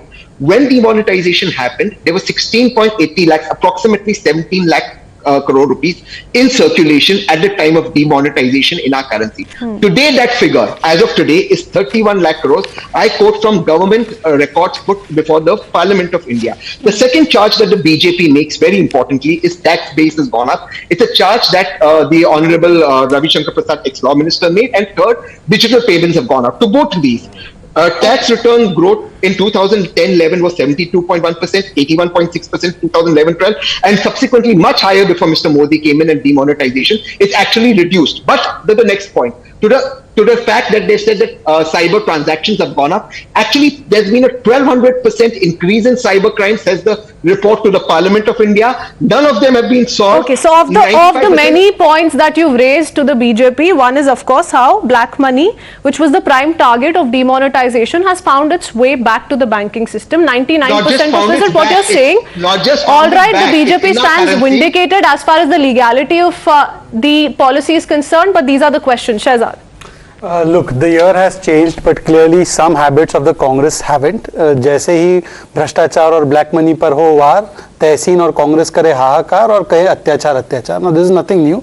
I call it the jilted lover syndrome, and that's what they're exhibiting, whether they did it in Rafale or right now. Now let us analyze this verdict. What is the main contention of the Congress before this verdict came? Three things. That one, this was organized loot and legalized plunder that was done in a dictatorial manner, and that it had a certain impact on the economy. These three aspects, out of that, two aspects have been covered by the Supreme Court verdict today in a 4-1 verdict. What did the Supreme Court say? The government had the authority to do it. The government did it constitutionally in a valid legal manner, including the fact that it was proper consultation. Now obviously a 5-judge bench is more authoritative than Tehseen Poonawala's constitutional views, who hasn't read the constitution end to end ever in his life. And thirdly, the courts of this country have also come about, even the dissenting judgment they quote said that the intentions were noble. Now they say that no, but that one minority view is actually a rap on the knuckles, on the wrist of Narendra Modi. Then by the same logic, should the majority decision of 4 judges be considered as a slap on the face of Mr. Chidambaram and the Congress party? I don't reduce it into that sense, but let me come to 2-3 aspects that Tehseen has pointed out, and let me quickly answer them. First of all, look at Tehseen Poonawala's chaturai. When he wants to quote, he will quote some things absolutely. When he wants to quote some other things, he'll quote it as proportion. Now if you're seeing as cash in circulation, see it as a proportion of payments made. It was 88% at one point of time. Today it is down to 20%. So yes, there's more cash in the economy, because the economy has also grown from 1.9 trillion to 3 trillion. So there will obviously be more cash in the economy, but as a proportion of our payments, it has come down drastically. Secondly, what has happened? 2.5 lakh, 3 lakh shell companies, black money has now got an address. First, this money was as part of the parallel economy. It was almost to the extent of 50-55% the informal economy. Today, it is down to 20%, and this entire black money has now come into the banking system. That means there is an address, there is a name to it. Now you can prosecute them, and therefore people are being prosecuted with those companies which can't justify, or those organizations that can't justify how come they had so much of cash. Those are now being pursued by the income tax and other agencies. Now thirdly, let us come to the aspect that the Congress party is saying that look, RBI, the note says the payment is made by the RBI governor, he promises to pay the bearer. That is the most absurd logic I have heard. The government is also run in the name of the president, but does not mean that the entire scheme is to be presumed that only the president takes the decision. Governments have done demonetization. It has not been the first time this demonetization was done. Notebandi was done even before. But what is constant is that Congress always has a problem whenever any move is taken against black money, any movement is taken against corruption. And last point. That's the problem. And the last point. I'll come on this legislation. Tehseen, just give me 20 seconds more. Please don't interrupt. Now 1 second. Kritsween, can I just complete my point? Yeah.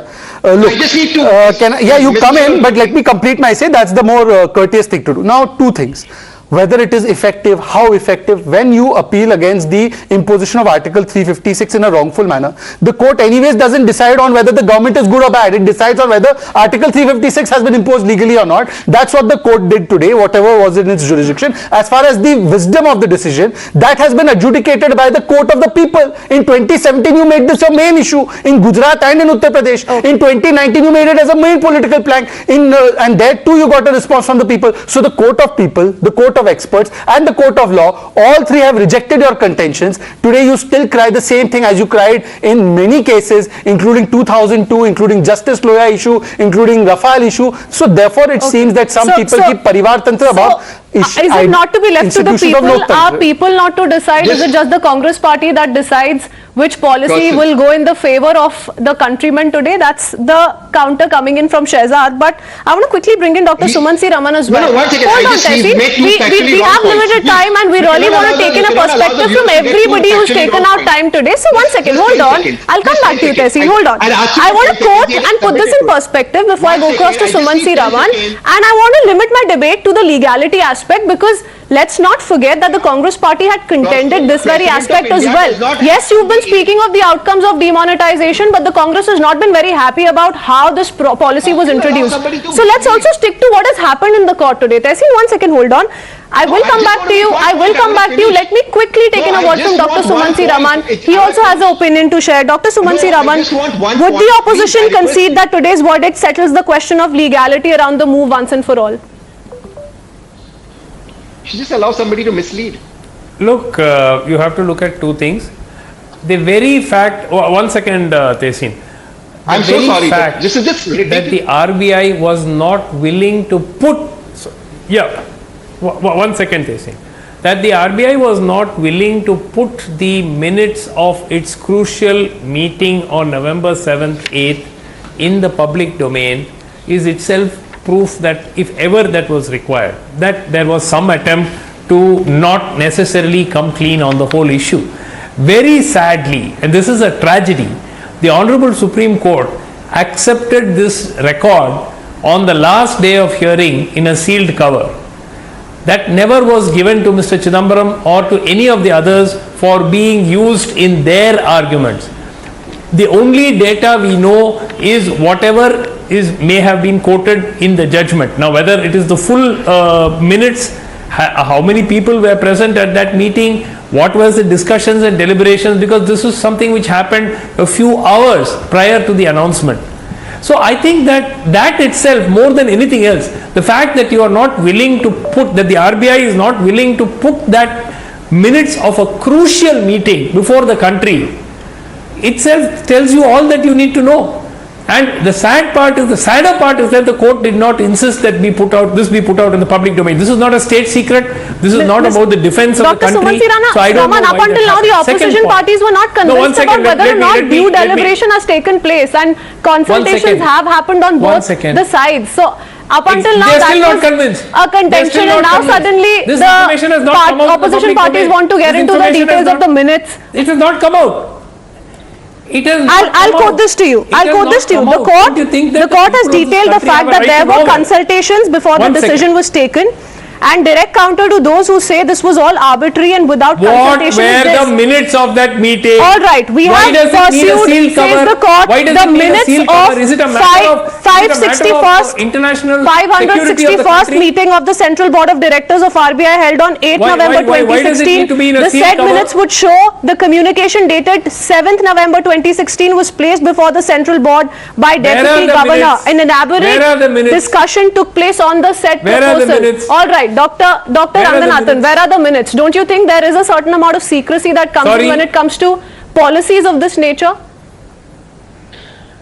Good evening, Ms. Walia, and good evening to my fellow panelists. I've been waiting for almost half an hour. I did not utter a word to interrupt anyone. Can I please have 2.5 minutes? Go ahead, Dr. Ranganathan. Thank you. Thank you very much. Ms. Walia, there are two issues here. Number one, whether demonetization as a government decision was valid, and two, whether demonetization as a government decision was good. So on one, the Supreme Court has ruled that yes, it was valid, and to be sure, it should always have been the case anyway. It was a little strange to begin with to see the Supreme Court deliberating on what is in the domain of legislature and the government. So I agree with the Supreme Court on its verdict, and I congratulate it. On two, I have always been of the belief that demonetization was independent India's greatest economic and social disaster.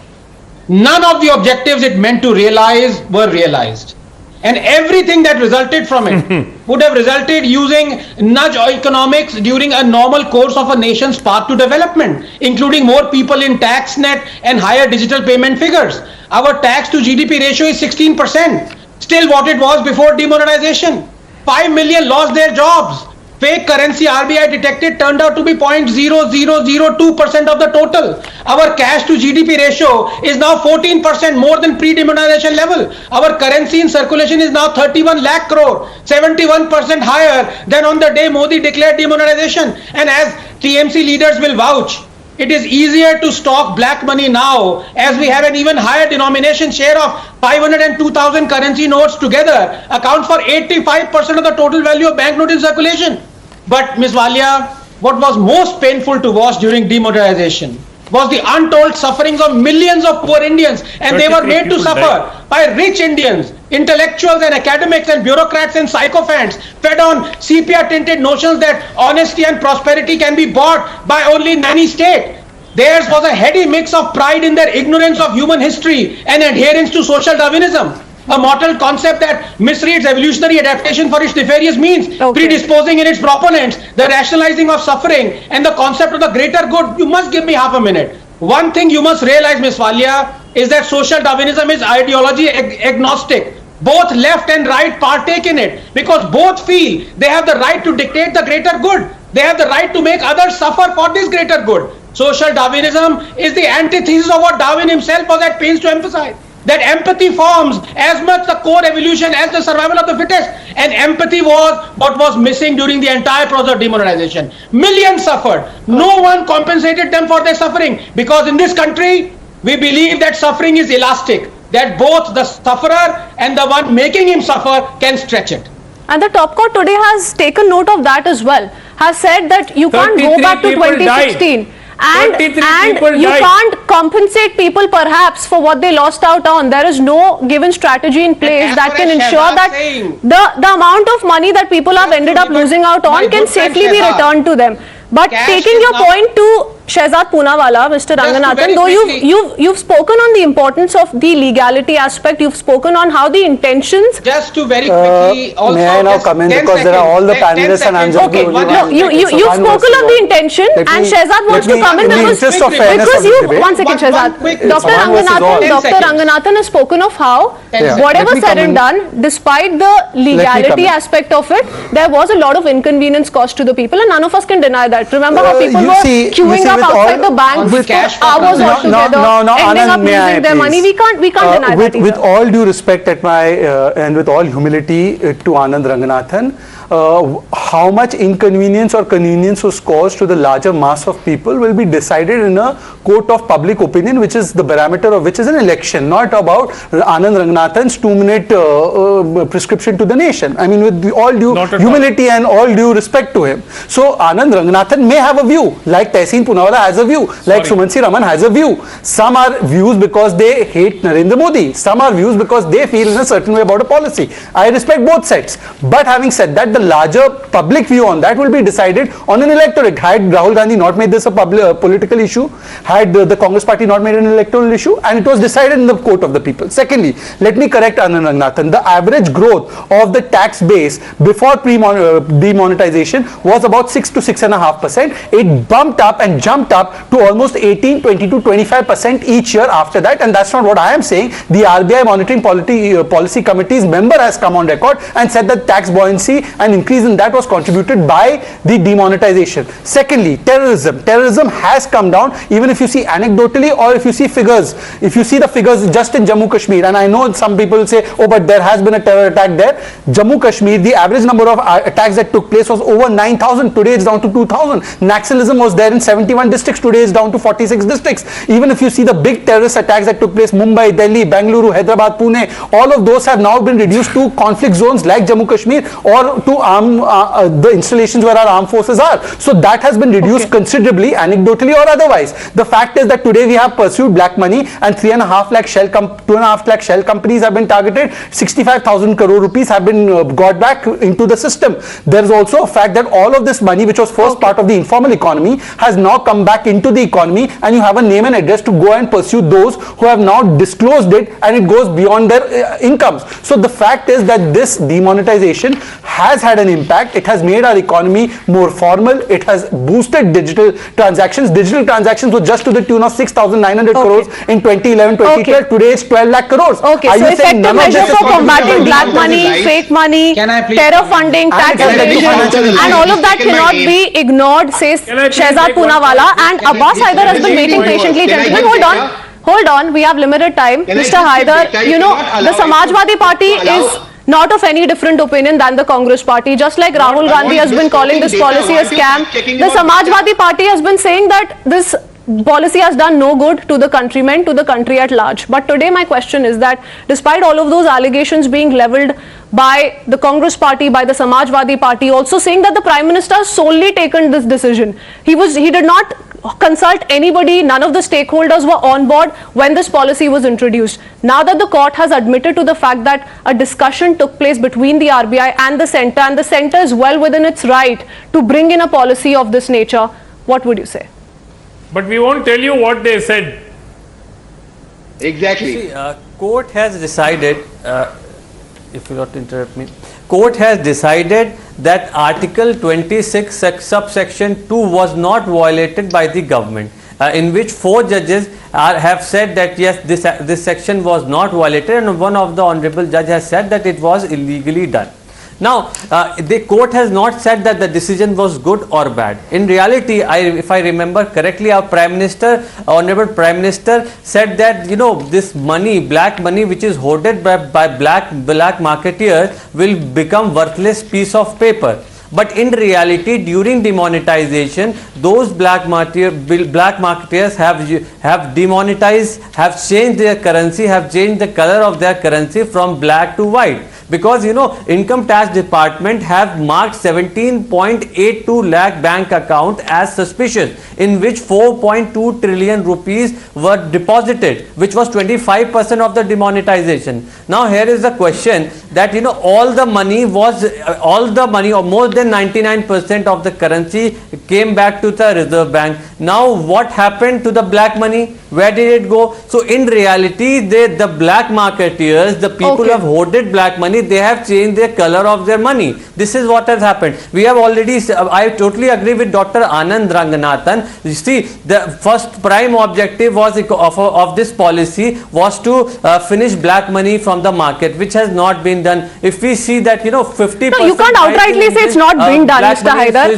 You can of course question the extent to which it has been done or hasn't been done. You can't question it hasn't been done. The whole intention of bringing in this policy was to curb black money. Cash circulation in the economy has gone up by 72% from 18 lakh crore to around 32. You know, I've already explained that you're the third panelist to belabor the same point. Important point here. And Shahzad, in all fairness, you've given a response to each and every one of them. And I've taken in your counter, and I'm afraid I'm running out of time, so I'm not going to be able to take in your comments. But I want to talk about this. On that note, I want to talk about this. The court citing the 1978 demonetization example to emphasize the importance of confidentiality, and that's my response to what Dr. Sumansi Raman was saying. The court itself has spoken of this aspect as key to the entire policy and to the kind of sensitivity attached to this. So that's my response to you. And I see Dr. Ranganathan also wanting to come in. I'm going to have to leave it at that. Dr. Ranganathan, I'm going to ask you to stay back, and hence I'm not going to be able to come back to you. But thank you for joining us on the first debate this evening. It's an ongoing debate, a controversy that's not dying down anytime soon. We shift our focus to the next big debate this evening. Ladies and gentlemen, scenes of horror were witnessed on the streets of the national capital on New Year's night. A 20-year-old girl was dragged for about 47 minutes by a Baleno car on Delhi's roads. The accused crossed at least 4 police jurisdictions. Several calls to the PCR were made, but no one came to rescue her. Times Now has accessed the CCTV footage of what happened the night when the 20-year-old girl had left from work a little past 1 a.m. She could be seen riding her scooty. Just few moments later, a Baleno car came and collided with her scooty. The 5 accused dragged her for several kilometers for close to an hour, took several rounds of the same place. They killed her and only left after her body was disentangled from the vehicle.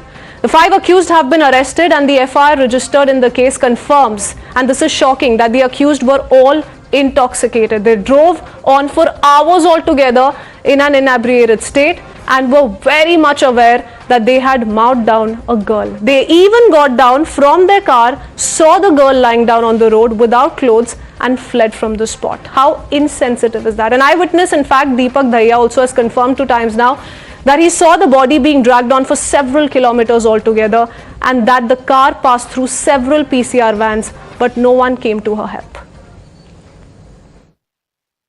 गाड़ी वो उसी speed में तकरीबन जा रही थी 20 से 25 की स्पीड में। फिर से दोबारा जोनती जाने के बाद उसने गाड़ी को वापस घुमा दिया, वापस कंधावला की साइड। उसने हाँ चौथी बार मैम जब यू टर्न उसने किया है तो मैं उससे पहले वाले कट पे था, तकरीबन 100 मीटर पहले, और उसने यू टर्न करते टाइम वो डेड बॉडी वहीं डल गई, उससे निकल गई थी डेड बॉडी। गाड़ी से जहाँ फंसी हुई थी वहाँ से डेड बॉडी निकल चुकी थी। तो उससे बीच तक भी जस्ट एक पीसीआर हमारे सामने से गुजरती है, वो उस टाइम उनके पास इंफॉर्मेशन थी या नहीं थी, लेकिन हम उनके सामने से गुजर जाते हैं। और कहीं से मदद लेने में मैं सक्षम इसलिए नहीं हुआ कि मैं लगातार प्रशासन से, पुलिस से, पीसीआर से कॉल पे ही चला हुआ था तकरीबन पिछली 20 मिनट से। इसके चलते चलते जैसे हमने कराड़ा क्रॉस किया, कराड़े में भी एक पीसीआर हमारे आमने सामने से गुजरी है, तो भी उसने भी कोई एक्टिविटी नहीं दिखाई। फिर जाके बेगमपुर लास्ट पीसीआर मिली मेरे को। The police, however, claims that they acted as soon as they received the call. Here's what the police has confirmed so far. जो अभी तक का इन्वेस्टिगेशन है उसमें हमें ये जानकारी मिली है कि उस लड़की की जो बॉडी थी वो उस गाड़ी में कहीं स्टक की है और वो कई किलोमीटर तक, लगभग 10-12 किलोमीटर तक उन्होंने ड्रैग किया है और फिर वो किसी टर्निंग के दौरान कहीं पर वो बॉडी गिरी है। उसके बाद पुलिस ने एफर्ट्स किया है। रात को जैसे ही हमारे पास इंफॉर्मेशन आई थी, विभिन्न टीम इमीडिएटली बना दी गई थी। उसी के आधार पर उस नंबर को लोकेट किया गया। The 20-year-old's life was lost. India's Beti was let down by people who were expected to protect her. But full-blown politics seem to have erupted over the horrific incident in the national capital. The Aam Aadmi Party has gone on to allege that the Lieutenant Governor was trying to shield the accused as one of them belonged to the BJP. However, Union Home Minister Amit Shah has now ordered a detailed inquiry into the incident. ये जो घटना हुई बहुत ही निंदनीय घटना है और वाकई सर शर्म से झुकता है और ओछी राजनीति आम आदमी पार्टी के लोग खेल रहे हैं वो निंदनीय है। आरोप लगा रहे हैं कि भारतीय जनता पार्टी और लेफ्टिनेंट गवर्नर साहब के जो मिली भगत है उसकी वजह से कार्रवाई में देर हुई और चूंकि पुलिस चश्मदीद गवाह का बयान रिकॉर्ड नहीं कर रही है। क्या पुलिस को पता था कि वो भारतीय जनता पार्टी का कार्यकर्ता है या क्या है? सौरभ भारद्वाज के जो शब्द हैं वो किसी सड़क छाप गली गुंडे के, जो गली का गुंडा होता है उसकी तरह शब्द है। एक विधायक नहीं लगते वो जिस प्रकार की भाषा का प्रयोग कर रहे हैं। बहुत बेहद शर्मनाक घटना है और समझ में नहीं आता कि हमारा समाज किस तरफ जा रहा है। जब ये तो रेयरेस्ट ऑफ रेयर क्राइम्स में आता है, ऐसे लोगों को तो फांसी की सजा मिलनी चाहिए। ये तो किसी की भी बेटी के साथ हो सकता है, किसी की भी बहन बहू के साथ हो सकता है। तो इसमें चाहे कितना भी कनेक्शन वाले लोग हों, पॉलिटिकली कितने भी कनेक्टेड लोग हों, हम सबको मिलकर प्रयास करना है कि उनको सख्त से सख्त सजा मिलनी चाहिए। You're watching the News Hour at 9. Debate number 2 on Times Now. Super Prime Time.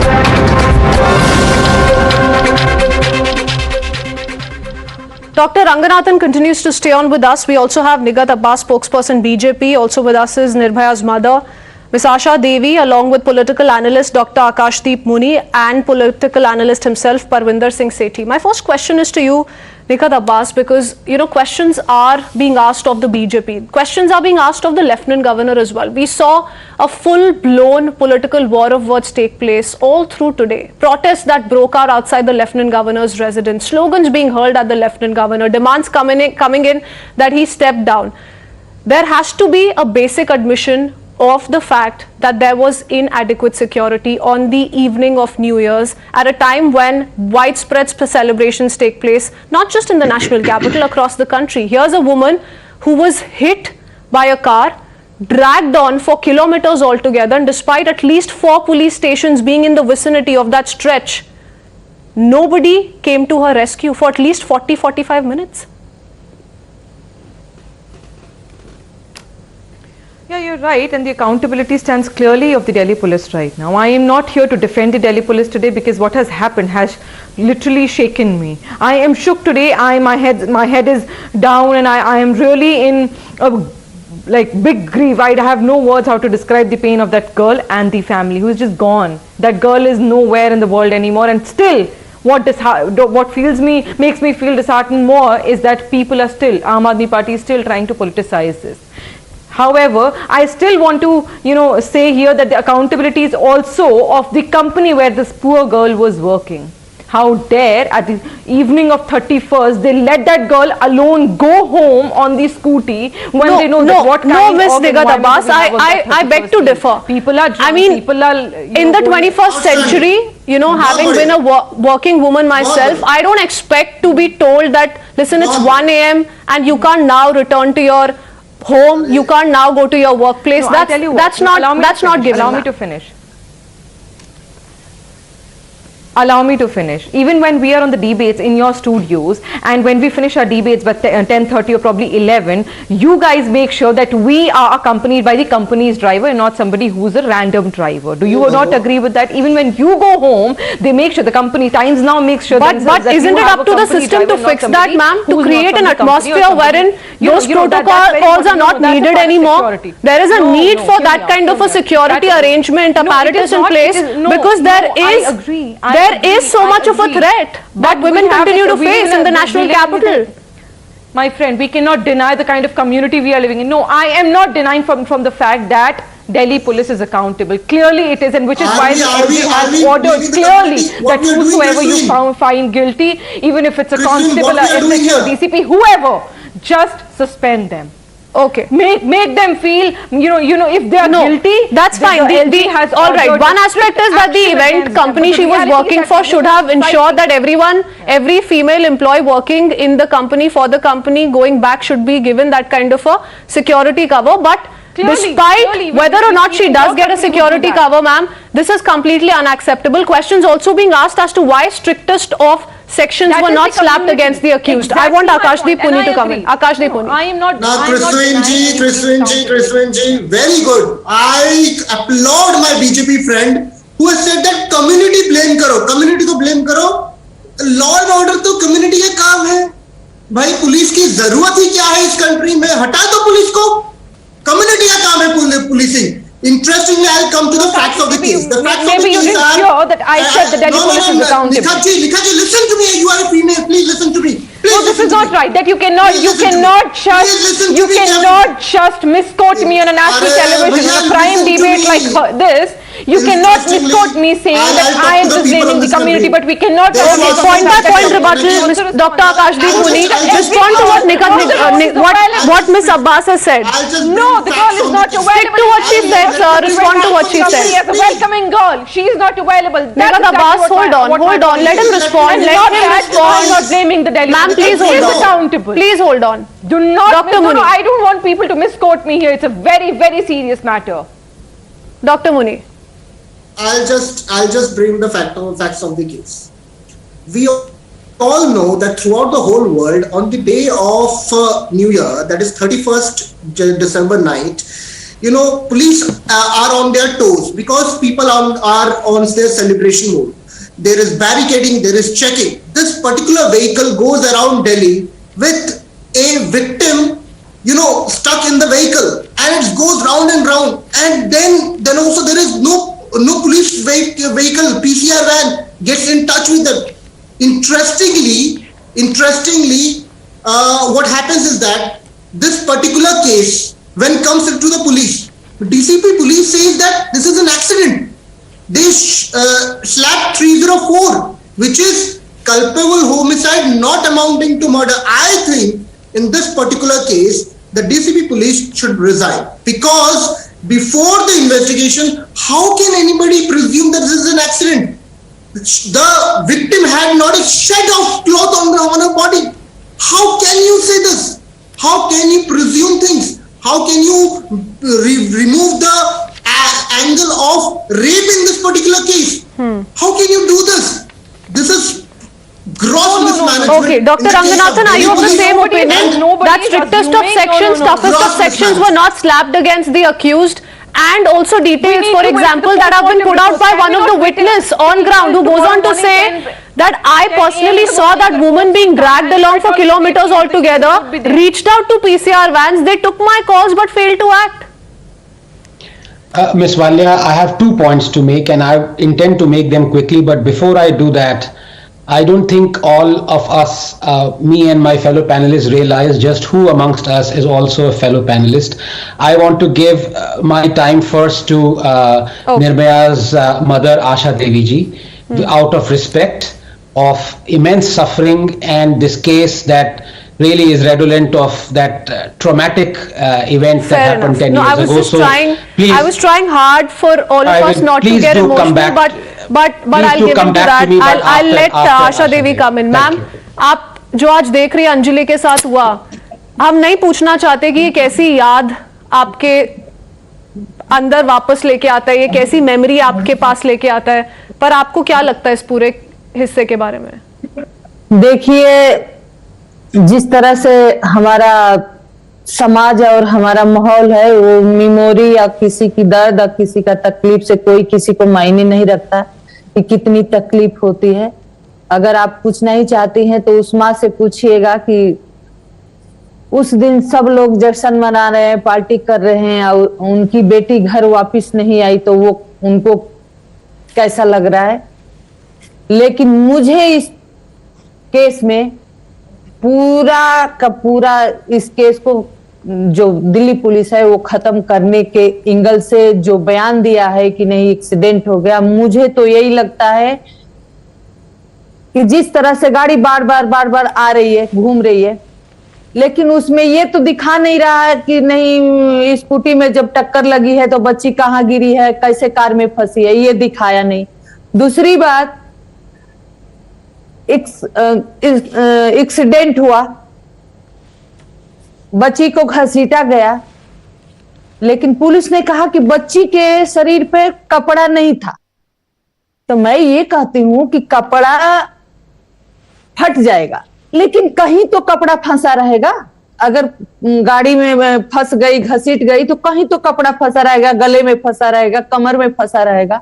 तो मुझे तो सारा चीज देख के यही लगता है कि उन जो पांचों हैवान हैं, मुजरिम है, वो उसको जानबूझ के स्कूटी में टक्कर मारी, उसके साथ गैंगरेप किया और सबूत ना मिले, सबूत खत्म हो जाए, पहचान छिप जाए, इसलिए उस बच्ची को जानबूझ के घसीट के दिखाया कि वो गाड़ी से घसीट गई और उसको घसीट के मार दिया कि हम बच जाएंगे।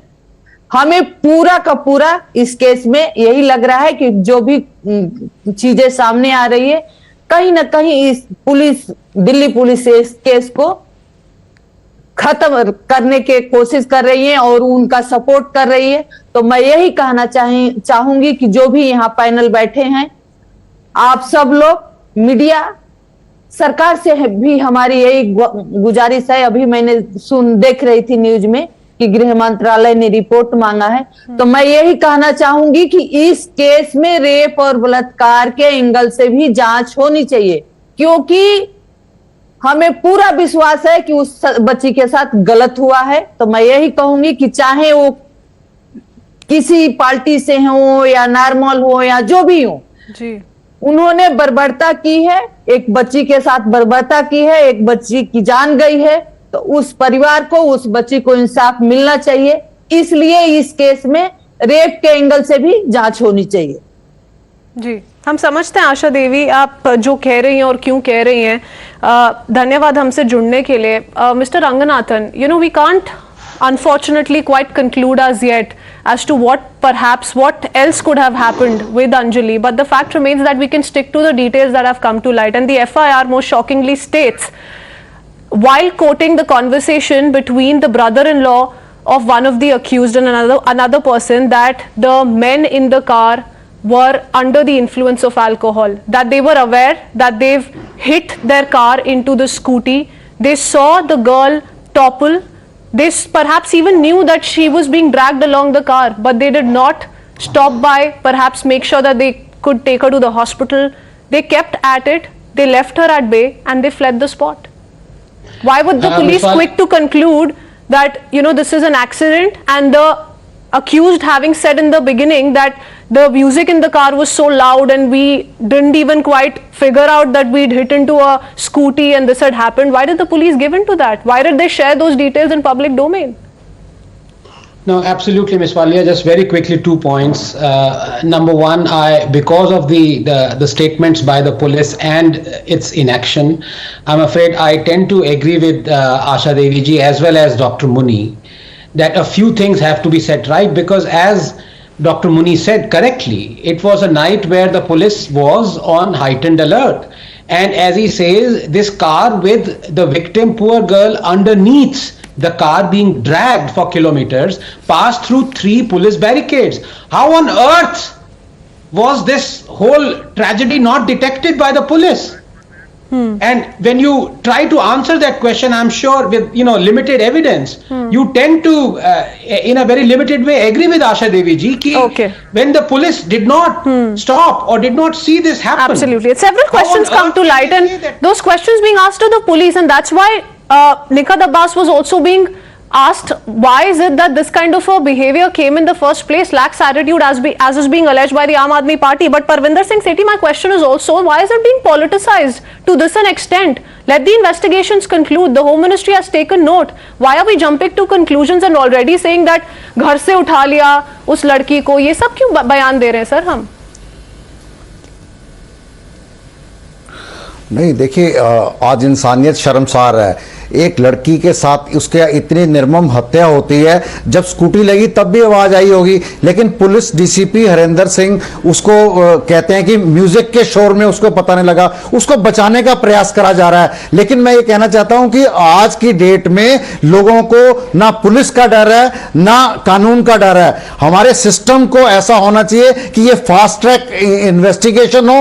उस बच्ची की मां आज खून के आंसू रो रही है, उसने अपनी बच्ची को खोया ही नहीं है। इतनी निर्मम हत्या हुई है जो सारी उम्र के लिए उसके लिए गम की बात है। लेकिन हम ये चाहते हैं कि सर जांच होनी चाहिए, हर एस्पेक्ट पे जांच होनी चाहिए, पर फिर भी कंक्लूड नहीं करना चाहिए। और सबसे अनफॉर्चुनेट है जो राजनीति खेली जा रही है वो अभी साइड रखनी चाहिए सर। जिसकी गलती है, जो रिस्पॉन्सिबल है, उसको पनिशमेंट मिलनी चाहिए। I am gonna have to leave it at that, we are running out of time, but this is a story that Times Now continues to keep its top focus. We'll keep getting you more and more versions, and most importantly, track the latest as far as investigations are concerned. That's all the time I have in this edition of the News Hour.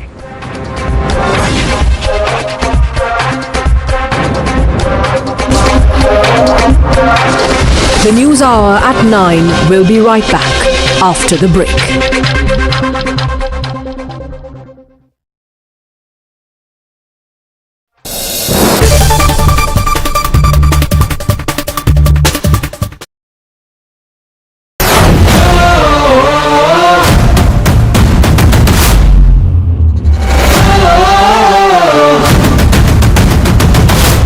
In case आप मिलेनियन वाली generation से हैं तो आपने शायद वो गाना सुना होगा, देखा जो तुझे यार दिल में बजी guitar.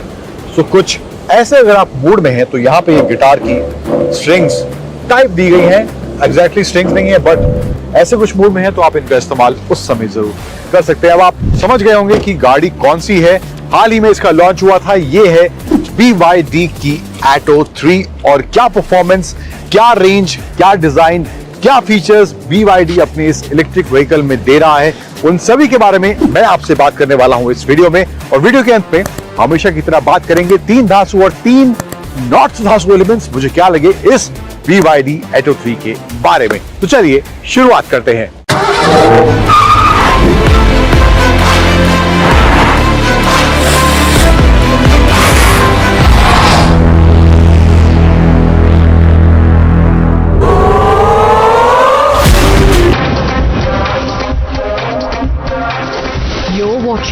The News Hour at 9. India has made it mandatory for flyers coming in from China, Singapore, Hong Kong, Korea, Thailand and Japan to test negative for RT-PCR before flying. Uttar Pradesh Chief Minister Yogi Adityanath reviewed COVID-19 situation in the state at a high-level meeting with officials, said that the situation in the state is normal amidst rising cases in various countries. Supreme Court has stayed Allahabad High Court's order convicting former UP MLA Mukhtar Ansari for threatening jailer SK Awasthi and pointing a pistol at him. Bombay High Court has dismissed discharge application filed by Lieutenant Colonel Purohit in Malegaon blast case. Ambedkar statue near Ponneri in Tiruvallur district has been vandalized by unknown miscreants. Villagers immediately alerted the police. 2 people have been detained. A live bomb was found near Punjab Chief Minister Bhagwant Man's house in Chandigarh. A bomb disposal squad was immediately dispatched to the spot. Manila Airport in Philippines erupted in chaos as power outage disrupted travel of thousands on New Year's. Total of 282 flights were either delayed, cancelled or diverted. Indian Coast Guard have been carrying out extensive anti-narcotics exercises along the maritime boundary with Pakistan. These exercises are mainly to curb trafficking of drugs like heroin.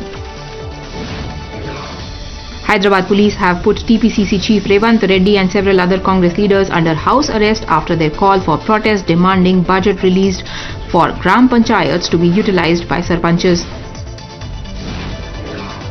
Prime Minister Narendra Modi will be virtually inaugurating the 108th Indian Science Congress tomorrow. The event is being hosted by RTMNU at its Amravati Road campus. You were watching the News Hour at 9. Stay tuned.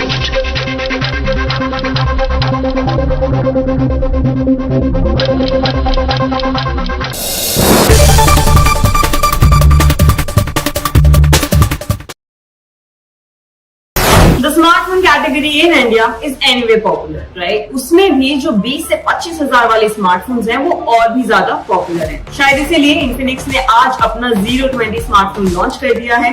I have the smartphone with me right here और इसको आज करेंगे unbox.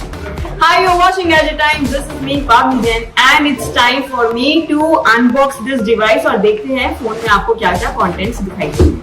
Let's begin.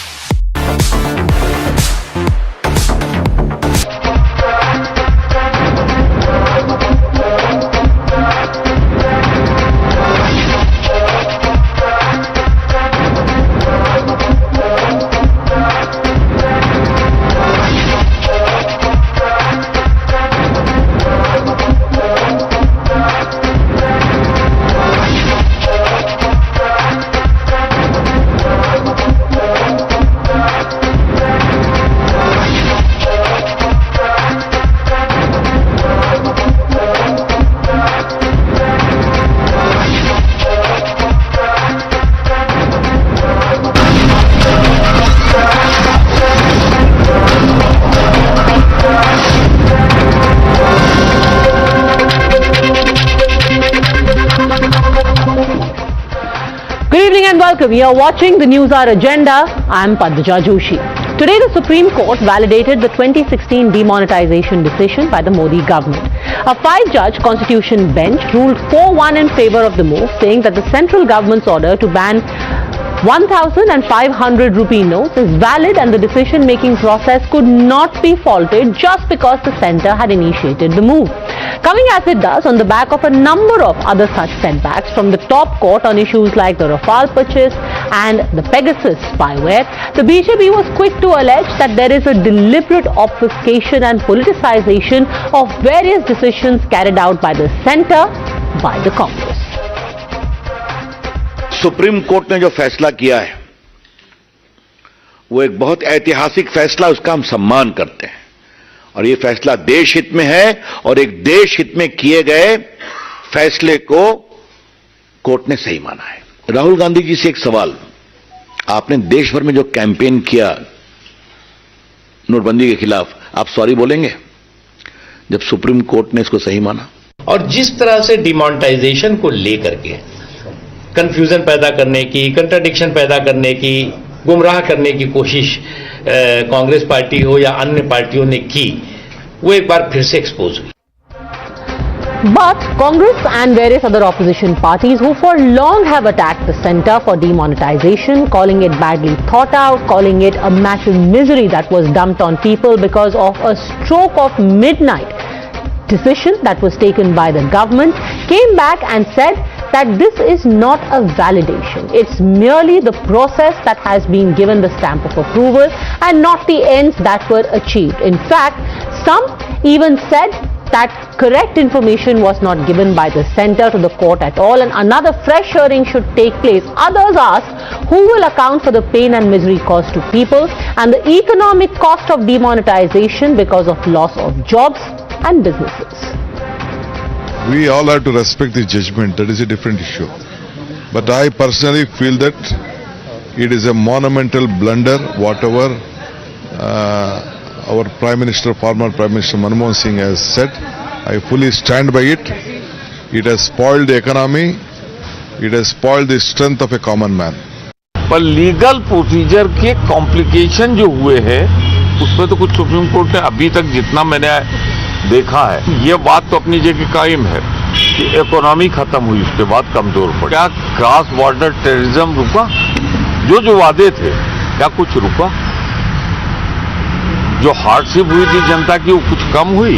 उसके जो complication हुए, उसका जो नुकसान देश को उठाना पड़ा, आम जनता को उठाना पड़ा, उस पर सुप्रीम कोर्ट ने जस्टिफाई नहीं किया। अब आप सुप्रीम कोर्ट के फैसले को लेकर आप बाजा बजाइए, मगर ये सच्चाई है नहीं। हम जो मुद्दे आपके ये जो सामने रखे आपके, अजीम प्रेमजी यूनिवर्सिटी की रिपोर्ट बोल रही है कि 50 लाख लोगों की नौकरी चले गई, 100 लोग मर गए, 99.30% डीमोनेटाइज पैसा जो हुआ तो सिस्टम में वापिस आ गया। अब ये क्या है बताओ आप? The question though still remains, can this be called a vindication for demonetization, the entire process of demonetization? Did the process really achieve its objectives? And what does this say also about those who have challenged the government's every decision? Has it exposed them as compulsive contrarians? You're watching the News Hour at 10, debate number 1, on Times Now, Super Prime Time. On the debate, Manoj Kaka, spokesperson of the Samajwadi Party, A. Saravanan, spokesperson of the DMK, Kamar Zaman Chaudhary, leader of the Congress. But my first question is to you, Sanju Verma, national spokesperson of the BJP. You're asking for an apology from Rahul Gandhi, but the fact still remains that businesses were affected and jobs were lost. How can then you call this a vindication? Padmaja, you asked a pointed question and no holds barred. My answer is this.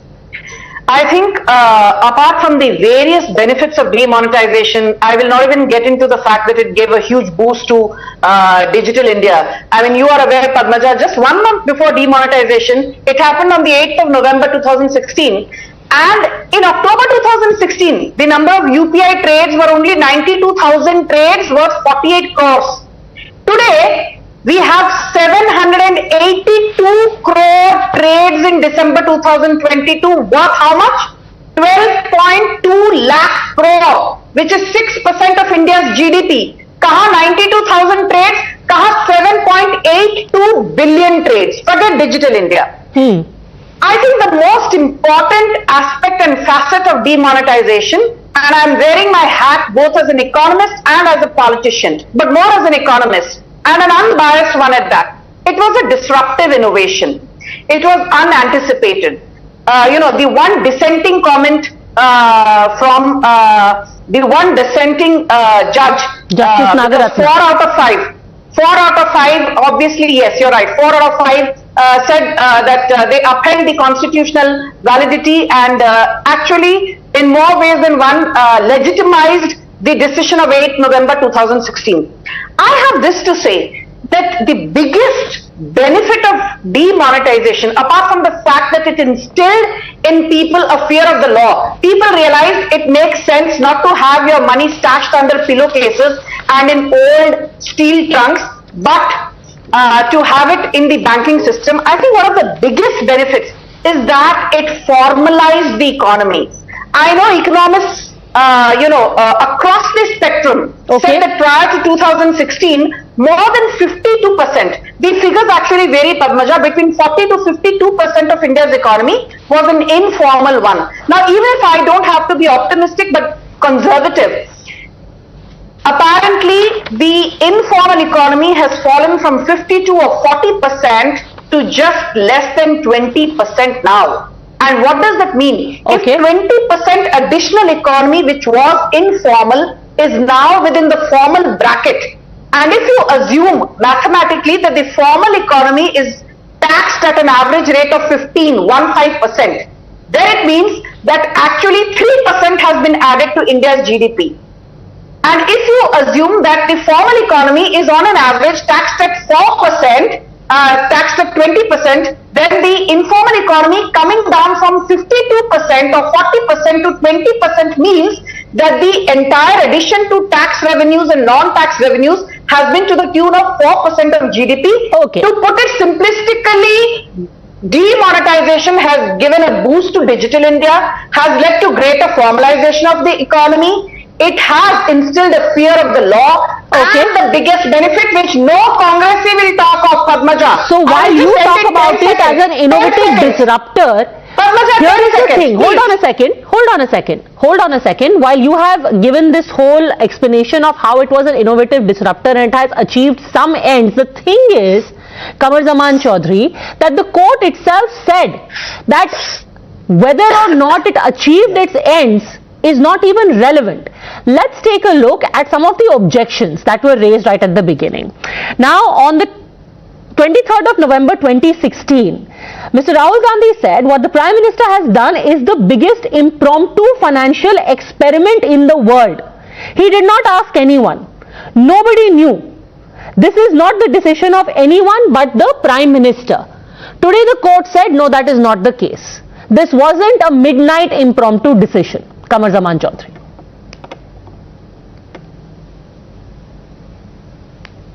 Yeah, Padmaja, I'm coming to that, but first let me just remind our dear BJP panelist out here, Sanju ji, that she had harped very much on the digital improvements that India has gone through, but she failed to mention the cash in circulation was 13 lakh crore prior to demonetization, which has reached up to 32 lakh crore as of now, the cash in circulation. The black money has doubled, 35,000 crore I suppose is still in the Swiss bank, which has increased over the last 8 to 9 years. Can I please request both of you to stick to the issue, because what we are debating or discussing right now has already been called by the Supreme Court as irrelevant to the issue of demonetization itself. So let me again steer you back to what was said on the 23rd of November 2016. Let's address this one by one, sir. Otherwise, we will go into a long rambling discussion which we've been having for the last 6 years. Point number one. On the 23rd of November, like I said, Mr. Gandhi said this was an impromptu midnight decision taken by the Prime Minister and Prime Minister alone. Today the court says, sorry, that is not the case. Your response?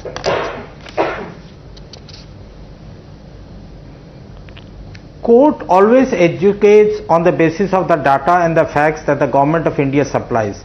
You ask for a RTI on what was the decision taking process in the demonetization, but you cannot get a response from the government. The government has never made anything public on the decision making process. Why did the dissenting judge then say the decision was taken within 24 hours? What were the facts? I need to come in there. So the dissenting judge is saying this, but here is the material which has been put on record, because in the judgment itself, it is noted on what basis has the court said this. Let me quote to you what the court has said. I am going by the court has said, hold on, sir. You will go by the dissenting judgment as always. When it suits you, you will go by the dissenting judgment. When it doesn't suit you, you will go by the majority judgment. No, that's except, sir, in the majority judgment, there is reason given for what they have, why they have said what they have said. Hold on a second, sir. Let me put out the facts. Now, here is what the majority judgment says. We have perused the minutes of 561st meeting of the Central Board of Directors of RBI held on 8th of November 2016. The said minutes would show that the communication dated 7th November 2016 was placed before the Central Board by Deputy Governor. There was an elaborate discussion on the said proposal. The Central Board has considered the pros and cons of the measure. The Central Board has also considered that the proposed step presents a big opportunity to take the process of financial inclusion further by incentivizing the use of electronic modes of payment. So here's the thing, as opposed to what was said that suddenly on the 8th of November the Prime Minister woke up at 8 PM and said let's do something fun today, let's demonetize. There was a series of meetings that took place. The note was put before the board, Kamar Zaman Chaudhary, it was deliberated and it was passed. There was consultation according to a note. Well, whatever I said was the data and the facts that were put before the honorable court. The court will already decide on the basis of the facts. So are you saying, okay, hold on a second, are you saying that the government has cooked up this note? Misrepresented the court. Misrepresented. Have the facts been misrepresented before the court, Sanju Verma? BJP government. Okay, Padmaja, please, Padmaja ji, I have been listening patiently. Yes, have these facts been misrepresented, Sanju Verma? So we are talking about point number one, was there consultation or not? It is based on what you have presented. Sanju Verma, go on. Have you misrepresented? Okay, Padmaja, let's be very clear. There is nothing called a minority judgment. There is only one judgment, there is only one verdict. There was a minority opinion by one dissenting judge, but there is only one verdict and a sweeping majority verdict of 4:1. And I am surprised you don't want to believe what the bench headed by Justice S.A. Nazir said, what Justice B.R. Gavai said, what Justice A.F. Bopanna said, what Justice V. Ramasubramanian said. You have conveniently decided to only look at what Justice B.V. Nagarathna said. Even B.V. Nagarathna, she said that the intentions of the government were beyond a pale of doubt, well-intentioned and noble, which cannot be questioned. Let me just say this to you, that under section 26 subsection 2 of the RBI Act, the Modi government was well within its right to undertake one of the biggest disruptive innovations in post-independent India. So to say that it was unconstitutional or illegitimate or illegal does not hold water. Okay, well-intentioned. Even the dissenting judge says well-intentioned. Respond to that, Kamar Zaman Chaudhary, then I'll open this up. Intentions haven't been doubted by anyone. Kamar Zaman Chaudhary. Yeah, basically, the Supreme Court has also given this option to go to a higher bench, to be appointed by the Chief Justice of India to get into those after effects of demonetization. That is another chapter. But today, the Supreme Court was in a very catch-22 situation. It could have decided against the demonetization also, but if it had decided against the demonetization, could the Supreme Court have reversed that Tughlaqi Farman of demonetization? It could not have. Could it have actually asked the people who are still having those currency notes to go in for a demonetization? It could not have.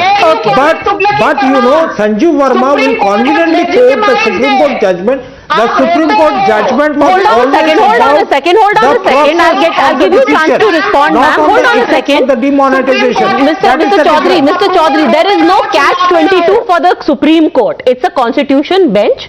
They are not in a catch-22. They could very well have said that while this process cannot be reversed, and which is exactly what, by the way, the centre had said earlier, that this would be like unscrambling a scrambled egg. So it is, there is no point in having this hearing.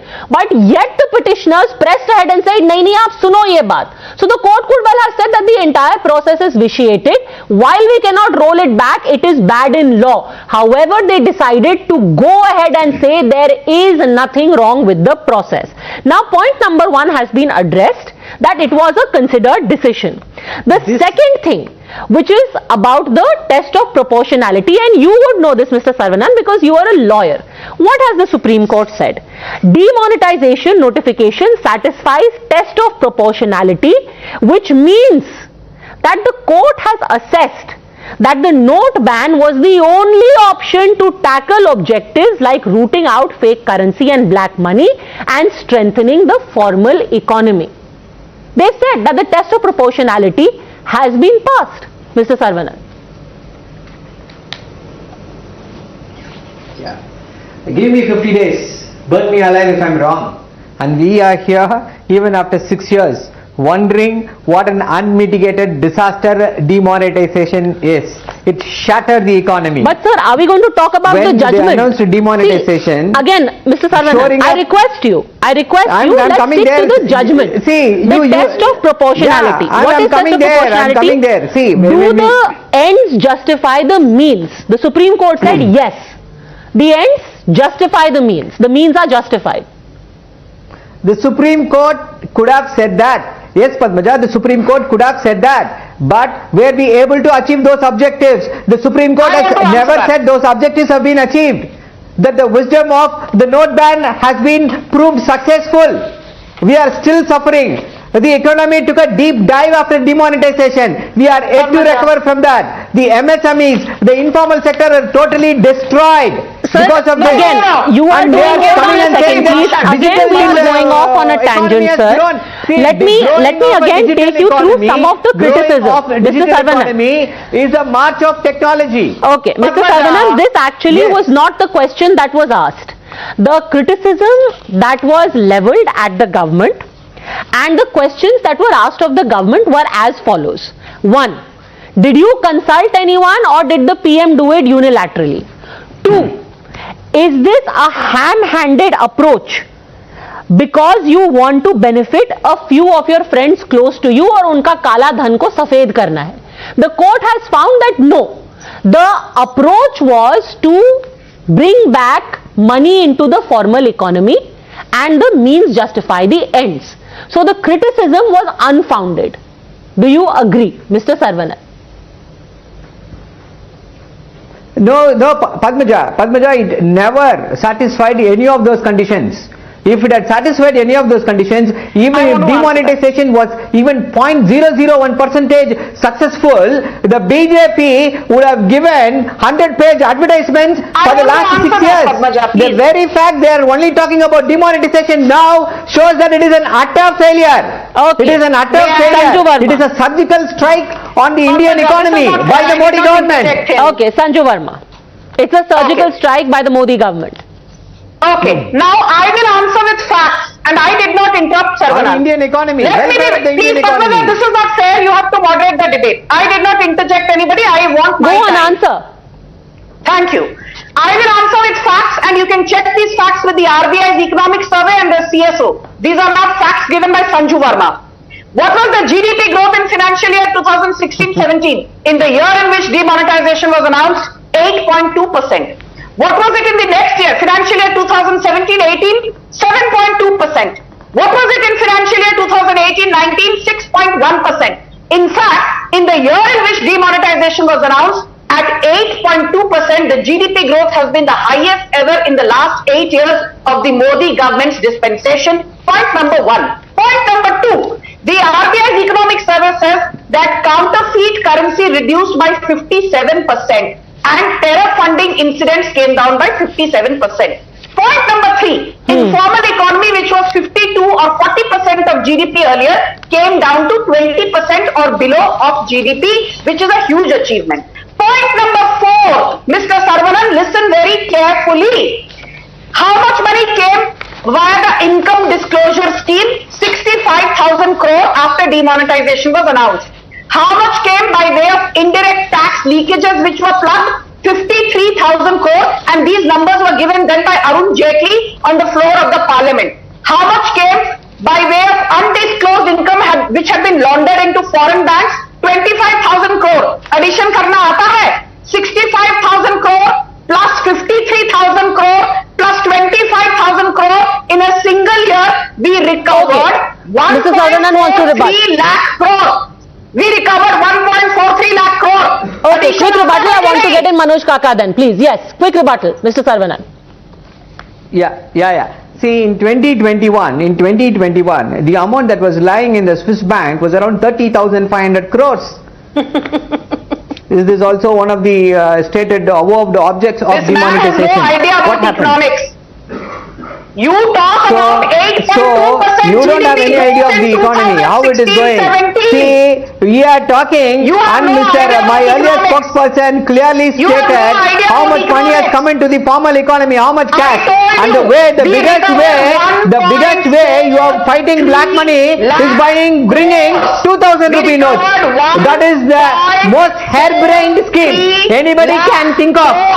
By replacing a 1,000 rupee note with a 2,000 rupee note to ensure that there is no black money. Okay. What a joke! And this can be attributed only to the brilliant economists. Okay, we can shift goalposts and keep arguing till the cows come home. But again, to remind our viewers, what was the original criticism? Criticism number 1, which we have addressed, is that this was done unilaterally, shot down by the court. Criticism number 2, that the ends have not been achieved, that this was mala fide, it has been shot down by the court. And the third criticism, Manoj Kaka, which your party made was that why have you bypassed the legislature? To which the Supreme Court has said, merely because on 2 previous occasions Centre has gone ahead with legislative route to demonetize does not mean that the same ought to be followed now. If Centre wants to demonetize notes that it believes are circulated to promote terrorism, it can demonetize. So to say कि अरे आपने parliament का रास्ता क्यों नहीं लिया, supreme court ने कहा इसकी जरूरत नहीं है, सेंटर के पास पूरा अधिकार है।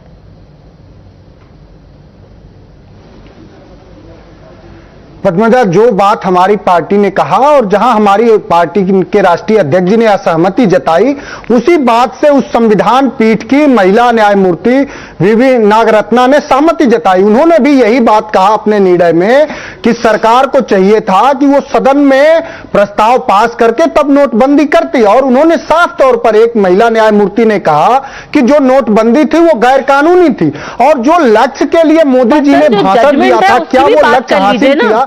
जब नोटबंदी के 99.3% जब पैसे वापस आ गए, तो आपसे और सभी से ये देश जानना चाह रहा है कि काला धन कहां गया। पर सर, बेरोजगारी आप जस्टिस नागरत्ना की तो बात कर रहे हैं, पर यहां पर अगर सुप्रीम कोर्ट अपने जजमेंट में बोल रहा है, and I quote, we are unable to accept the contention that the word any has to be given a restricted meaning taking into consideration the overall scheme, purpose and object of the RBI Act and also the context in which the power is to be exercised. We mean that the word any would mean all under subsection 2 of section 26. So legislative intent could not have been to give a restricted meaning to the word any. Bar bar court कह रहा है कि ये सरकार के पास पूरा अधिकार है, तो कहना कि पार्लियामेंट के रास्ते ना जाना गलत है या फिर गैर कानूनी है, ये बात सही नहीं है। मनोज काका जी, जजमेंट में ये लिखा है, आप माइनॉरिटी ओपिनियन बोल रहे हैं, जजमेंट अलग है। हर लोकतांत्रिक देश में आप भी हम भी, अरे मैं भी जो बात कह रहा हूं, उस संविधान पीठ के एक महिला न्यायमूर्ति ने स्पष्ट कहा कि ये नोटबंदी गैर कानूनी थी, उसको सरकार को चाहिए था कि कानून बनाते सदन में, और हर देश में, हर लोकतांत्रिक व्यवस्थाएं में कानून सदन में। आप पढ़ लिख करके ज्यादा आई हो, बताओगी कि देश में बेरोजगारी का दर क्या है? देश बेरोजगारी के 45 सालों के सबसे ज्यादा चरम पर है। हर लोकतांत्रिक देश में कानून सदन में बनता है, पर सरकार के पास पूरा अधिकार है कि वो इस तरीके का मूव लाए, और ये भी लोकतंत्र में हमारे हाईएस्ट कोर्ट की संविधान पीठ ने बोला है, कॉन्स्टिट्यूशन बेंच ने बोला है। मनोज काका जी, पद्मजा जी, पद्मजा, मैं संविधान पीठ के ही एक महिला न्यायमूर्ति की बात तो आप संविधान पीठ के जजमेंट को नहीं मानेंगे, आप एक महिला न्यायमूर्ति की बात मानेंगे। सदन से आना चाहिए था, और जो उसके लक्ष्य थे वो सरकार ने नहीं प्राप्त किया है। Okay, response Sanju Verma, then Qamar Zaman Chaudhary. Yes, response Sanju Verma कर रहे हैं। CMI के इस देश में लोगों ओके, फिनिश। तो सरकार बताए खुशियां कहां आई नोटबंदी से? No, I will not interject. He is going on rambling. Let him finish. कि एक महिला बिचारी ने अपने बच्चे को जन्म दे दिया, लाइन में खड़े होकर खजांची संजू वर्मा, परवरिश की जिम्मेदारी समाजवादी पार्टी उठाती है। तो ये सरकार से इस देश this is not fair. You know, I cannot interject. 30 seconds. वाला व्यापारी जानना चाहता संजू वर्मा है कि नोटबंदी से फायदे क्या हुए, इस पर संजू वर्मा बताएं। ठीक है, अभी आप ध्यान से सुनिए, आपने सवाल पूछा है तो जवाब सुनने का भी धैर्य दिखाइए। पहली बात, आप बार बार न्यायमूर्ति this is not done, you can have him continue to rant, I will not interject him, let him continue to speak because you are not moderating the debate, you are not giving me a chance to finish your point. Sanju Varma, what do you mean finish your point? He's going on heckling me. What do you mean finish your point? I need to have my time. Yes, so now Manoj काका जी जरा ध्यान से सुनिए, आपने न्यायमूर्ति बीवी नागरत्ना के बारे में बार बार बोला, जस्टिस एस ए नजीर, न्यायमूर्ति बी आर गवाई, न्यायमूर्ति ए एस बोपन्ना, न्यायमूर्ति वी रामसुब्रमण्यन, 5 लोगों में से 4 लोगों ने सरकार का नोटबंदी का फैसला जायज ठहराया, संवैधानिक ठहराया, कानूनी तौर पे लेजिटिमेट ठहराया। तो यहां बैठकर सुप्रीम कोर्ट को क्रिटिसाइज करके आप अपनी खुद की धज्जियां मत उड़ाइए। पहली बात तो वो। दूसरी बात, जब आप कहते हो इससे फायदा क्या हुआ, छोटे व्यापारियों को। तो यदि आपको समझ में आता है, एक टर्म है कैश कन्वर्जन साइकिल, CCC। नोटबंदी के पहले small businesses they saw their working capital was locked up for more than 222 days on an average, which is what the RBI's economic service says, in 10 seconds. After demonetization, because Digital India got a huge boost, the net cash conversion cycle reduced to 37 days and it benefited small businesses the most. The time spent in converting inventories into actual cash reduced, and that benefited the small business because he or she did not see his or her working capital locked up for more than 200 days, which was the case prior to demonetization. So please don't sit here and give this rhetoric that demonetization se kuch nahi hua. And let me tell you one last advantage. Prior to demonetization, India's mutual fund industry was less than 7 lakh crore. Demonetization led to the financialization of household savings. Do you know what India's mutual fund industry today is? It is 41 lakh crore made up of 14 crore folios, which means 14 crore small retail investors. I'm not talking of the big daddies of stock markets. Financialization of household savings is the biggest advantage of demonetization. So don't give me a lecture here. Okay, you are looking at these advantages. A lot of people are also talking about the pain that had to be endured by people at that time and the long-term pain that businesses are still enduring. However, in the short term at least, vindication from the Supreme Court for the decision of demonetization. Its effects, of course, the jury is still out on that. Thanks very much all gentlemen. Sanju Verma for joining me.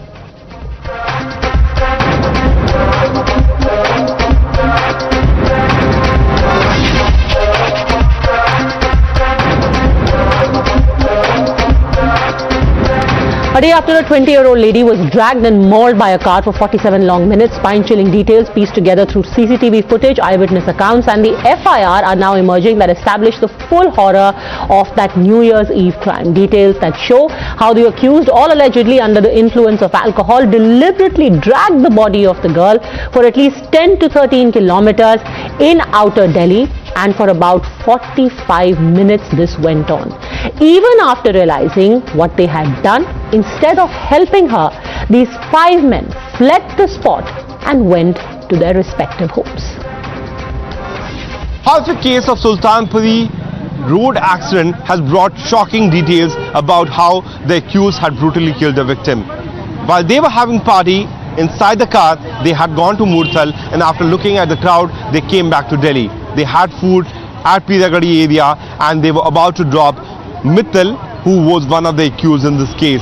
But in the meanwhile, their vehicle had a head-on collision with the victim's scooty. They came back and then run over the victim. Without realizing that there is someone below the car, they went ahead, scared that they can be caught by the police since they were intoxicated. But more shocking details came out when the police interrogated them that whether they spotted the body or not. All the accused got down from the car and they saw the victim lying on the middle of the street without any kind of clothes, and then they went ahead and dropped the vehicle at the owner's house. What Delhi police is saying that they have already got 3 days of police remand. The victim's medical report is still awaited. The postmortem has already been conducted, and once the medical report will be out, they will be able to ascertain the claim by the victim family that there could have been any kind of sexual assault with her or not. The Delhi police's role is now clearly under the scanner after facts emerged. The accused's car crossed at least 4 police stations and 25 PCR vans while it almost got a free run in the national capital, that too on New Year's Eve when all hands were on deck. Now an inquiry has been ordered by Union Home Ministry, and the LG himself has ordered strictest provisions to be applied to the accused, requesting everyone to refrain from political and opportunistic scavenging. However, that has not stopped the Aam Aadmi Party from gunning for the LG, highlighting political links of one of the accused with the BJP. The AAP demanded the LG's resignation, accusing him of being a part of a plot to shield the accused. Absolutely. And the question arises that what is being done to improve the law and order situation in Delhi? We are today protesting outside the LG office. The LG is the one responsible for maintaining law and order in Delhi. What is he doing? The only thing that he finds time for is interfering in the work of Arvind Kejriwal's government. Our number one demand is strongest possible action has to be taken against the culprits in this case. देखिए LG से हमारी कोई demand नहीं है क्योंकि LG के संरक्षण के अंदर तो पुलिस इस तरह की चीज हुई है ये तो एलजी साहब का तो संरक्षण है उनको हम तो केंद्र से डिमांड करेंगे कि एलजी साहब को बर्खास्त किया जाए You're watching the News Hour at 10, debate number 2 on Times Now, Super Prime Time. Joining us on the debate, Charu Pragya, spokesperson of BJP, Vikram Singh, former DGP of Uttar Pradesh, Sanjeev Kaushik and Huda Zariwala, both political analysts. Charu Pragya, the Aam Aadmi Party today has said कि LG के संरक्षण में Delhi police ने कातिलों की मदद की है.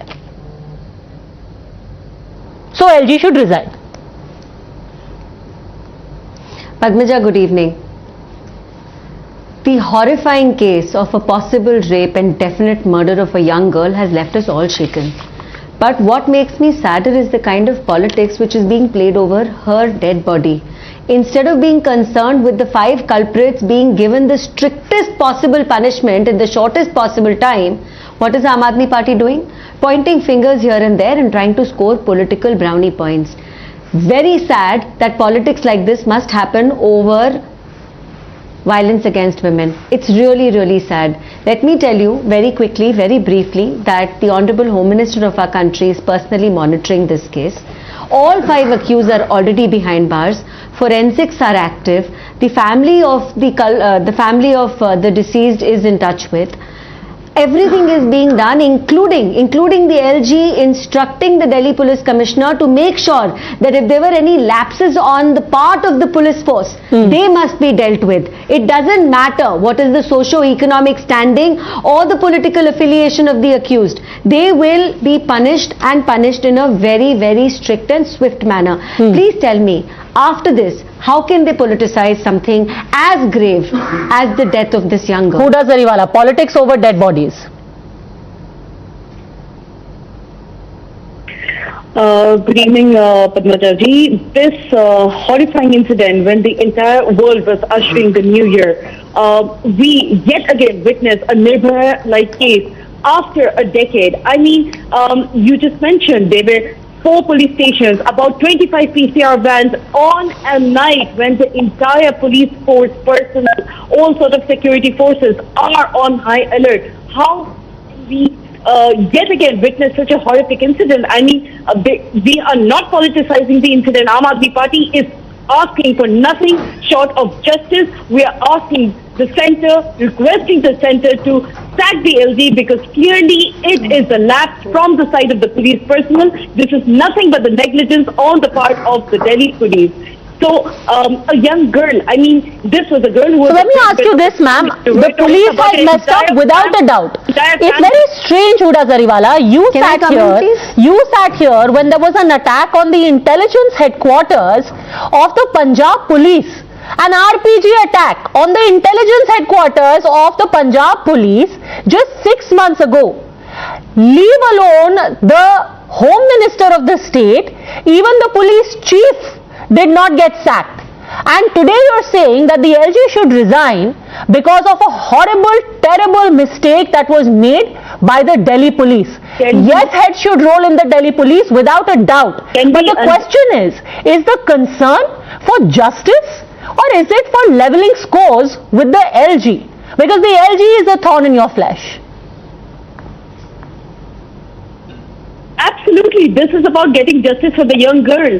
That being said, I mean, nothing is more important than that. What is justice? Is justice that the 5 accused should be arrested? Is justice that they should be hung or that they should be given the severest punishment? Is justice that they should have the severest penalties against them? Or is justice that irrespective of what happens to these guys, the LG should be removed? The justice is for the young girl to get her, I mean, you know, the justice is of course for the severest punishment from the accused, but that being said also to ensure that a crime like this against women violence like this against women is not there's a lot of repeated. responsibility. It's not Charu repeated. Pragya, to ensure that crimes like this do not recur, the LG must go. That is the larger concern. Very quickly. 1,65,000 police personnel. Okay, the larger concern is this shouldn't happen again, Charu Pragya. Instead of being concerned with more CCTV cameras, can I please speak? Yes. Instead of being concerned with there being more CCTV cameras, by making sure there are no dark pockets with less street lighting, by making sure that political analysts, spokespersons, whoever they are not supporting people like Tahir Hussain who burned down Delhi, people like Satyendra Jain who are behind bars, they are being defended. Can we stay on the topic? Can we please stay on the topic? Over here, this is about the possible rape and death murder of a young girl. No. We are on the topic. We are very much on the topic because the topic exactly. Can you not speak over me? I did not speak over you. The important thing here is that you are still politicizing it by pointing fingers at the LG. You are not concerned with what happens to those 5 men who are behind bars, whose sections have been made stricter, where the entire government machinery is working hard to make sure they do not go scot-free. Instead of being concerned about making Delhi streets safer for women all around, you are busy taking political shots in a very small-minded way. Can you please explain that to me? Being a woman yourself, you think it is fair to politicize something like this? Can you not unanimously say, जो हुआ बहुत गलत हुआ और अच्छा हुआ, वो पांचों जेल के पीछे हैं? Can you not say that? Don't speak over me, Padmaja. At the end of the day, I'm sure nobody wants to watch screaming and shouting at 11 a.m. I am asking a very direct question to my co-panelist. Very direct question. At a time like this, should you not pay condolences to the deceased and say, अच्छा काम किया police ने 24 घंटे में arrest करके पांचों को jail में डाल दिया? Can you not say that? Do you have to bring in the LG? Do you have to take political pot shots when we've lost a girl's life? Can you not stay on the topic? Can you not focus on how the streets are still unsafe for young girls of this country? Is that staying on the topic or taking I am sorry on this particular issue. Yes, you want to stay out of politics, that's well and good. But the fact remains, Charu Pragya, that nobody should sit here and congratulate the police for having not done their job, and that's where I want to bring in Vikram Singh as well. The police has some serious answering to do, and let's be very clear over here, heads must roll. Massive lapses have taken place. If for a full 47 minutes nobody even realizes, and we were told everyone is super alert on New Year's Eve because anything can happen, but those super alert people did not realize that a young woman was being dragged under the wheels of a car.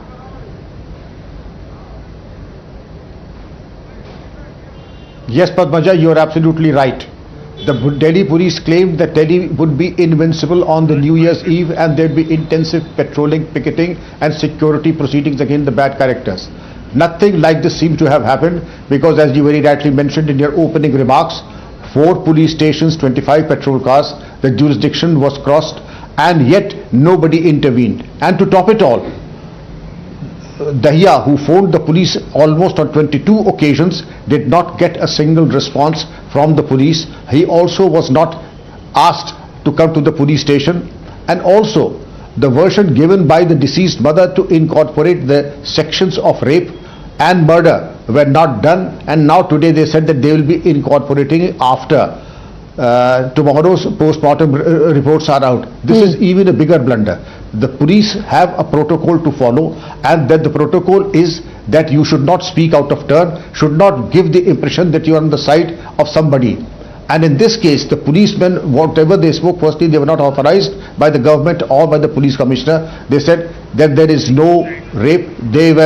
It is a case of accident, and even today their conduct was such that they did not incorporate the sections, and after your constant digging they incorporated section 304A, and that also does not carry much weight because the maximum punishment is 2 years and a fine. Well, they added sections installment after installment. It does not happen that way. And that's the reason why, Charu Pragya, there are people who are seriously thinking, was the police trying to cover up? Why this afterthought where they are like, acha, okay, let us add this section also. Okay, let us investigate this also. Padmaja, Padmaja, can I? Yes. So, you know, that's what I'm saying, and I said that in my opening remarks. The LG very specifically asked the Delhi Police Commissioner to make sure all the lapses are dealt with in an appropriate manner. Heads will definitely roll. Nobody is denying that. So, this is a question of a horrific crime happening on the streets of Delhi, and us making sure that it is not repeated by taking action not just against the 5 culprits, but also against anybody who was not vigilant enough when on duty. Sanjeev Kaushik ji, the LG is saying that it's an unfortunate incident, but some people are busy doing insensitive and opportunistic scavenging.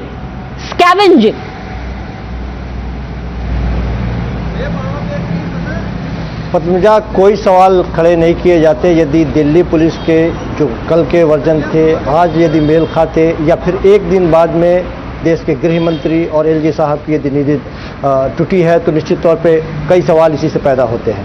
मैं सिर्फ ये कह रहा हूँ कि सबसे सुरक्षित देश की राजधानी दिल्ली है, और दिल्ली में 31 दिसंबर की रात में जो घटना घटी निश्चित रूप से पूरे हिंदुस्तान को शर्मसार करने के लिए काफ़ी है। और यहाँ बैठे हुए भारतीय जनता पार्टी के लोग या प्रवक्ता यदि ये चाहती हैं, हमसे उम्मीद रखती हैं कि हम एलजी की पीठ थपथपाएं, चूंकि आज उन्होंने अपनी मुंह खोल दी है और दिल्ली पुलिस ने 24 घंटे के अंदर उन 5 अपराधियों को यदि गिरफ्तार कर लिया, इसलिए उनकी तारीफ करें तो बिल्कुल ये नाइंसाफ़ी है।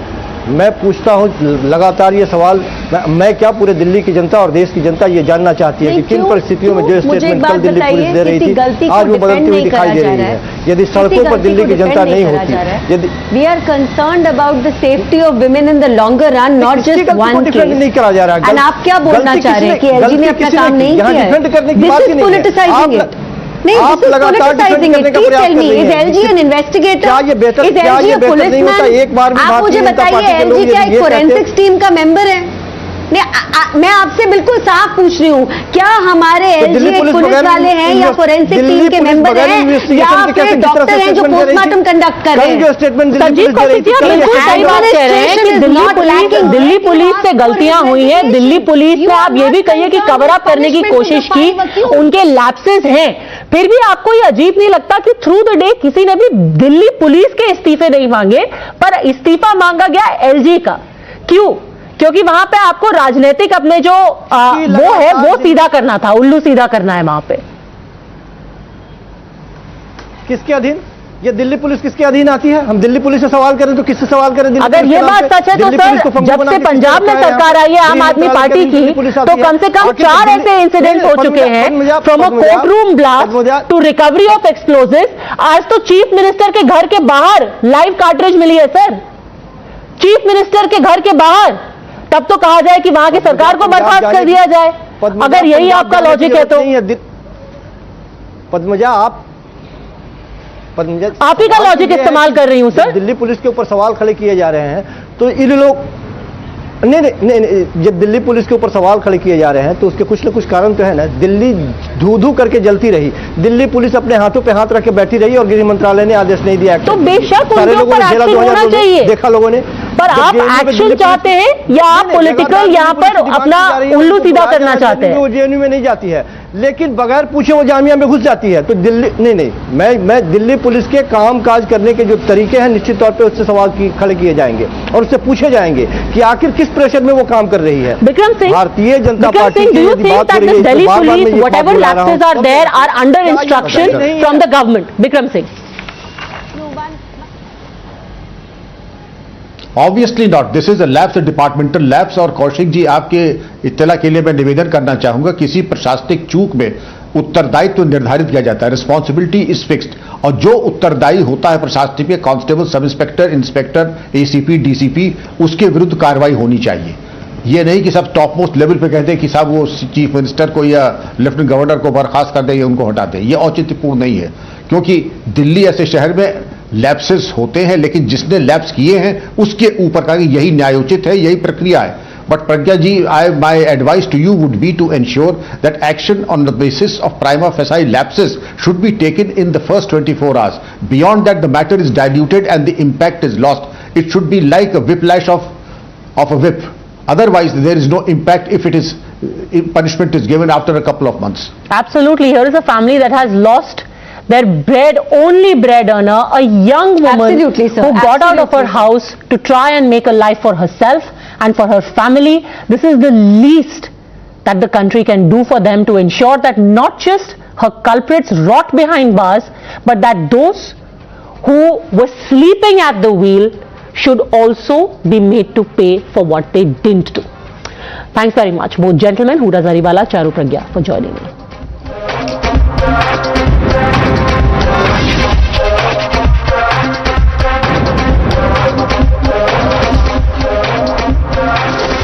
The News Hour at 10 will be right back after the break.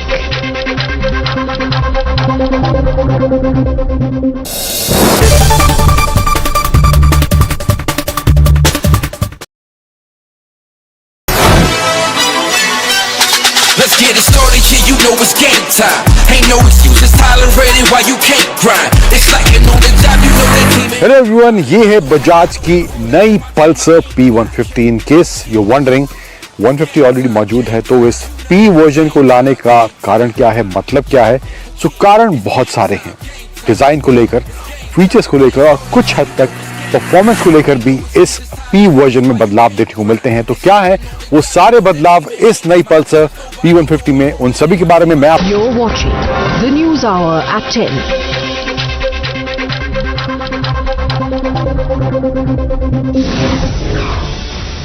India has made it mandatory for flyers coming in from China, Singapore, Hong Kong, Korea, Thailand and Japan to test negative for RT-PCR before flying. Uttar Pradesh Chief Minister Yogi Adityanath reviewed COVID-19 situation in the state at a high-level meeting with officials, said that the situation in the state is normal amidst rising cases in various countries. Supreme Court has stayed Allahabad High Court's order convicting former UP MLA Mukhtar Ansari for threatening jailer SK Awasthi and pointing a pistol at him. Bombay High Court has dismissed discharge application filed by Lieutenant Colonel Purohit in Malegaon blast case.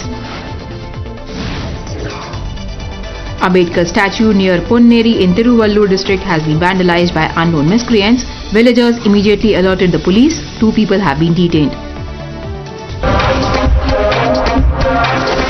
The News Hour at 10 will be right back after the break.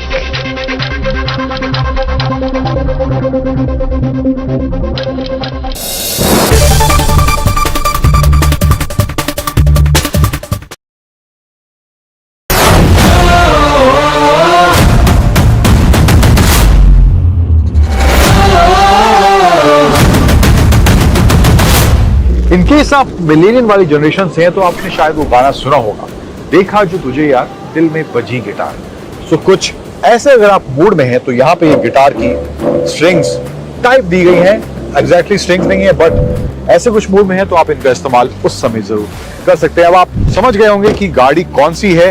हाल ही में इसका launch हुआ था. ये है BYD की Atto 3 और क्या performance, क्या रेंज, क्या डिजाइन, क्या फीचर्स BYD अपने इस इलेक्ट्रिक व्हीकल में दे रहा है, उन सभी के बारे में मैं आपसे बात करने वाला हूं इस वीडियो में. और वीडियो के अंत में हमेशा की तरह बात करेंगे 3 धांसू और 3 नॉट सो धांसू एलिमेंट्स मुझे क्या लगे इस BYD Atto 3 के बारे में. तो चलिए शुरुआत करते हैं.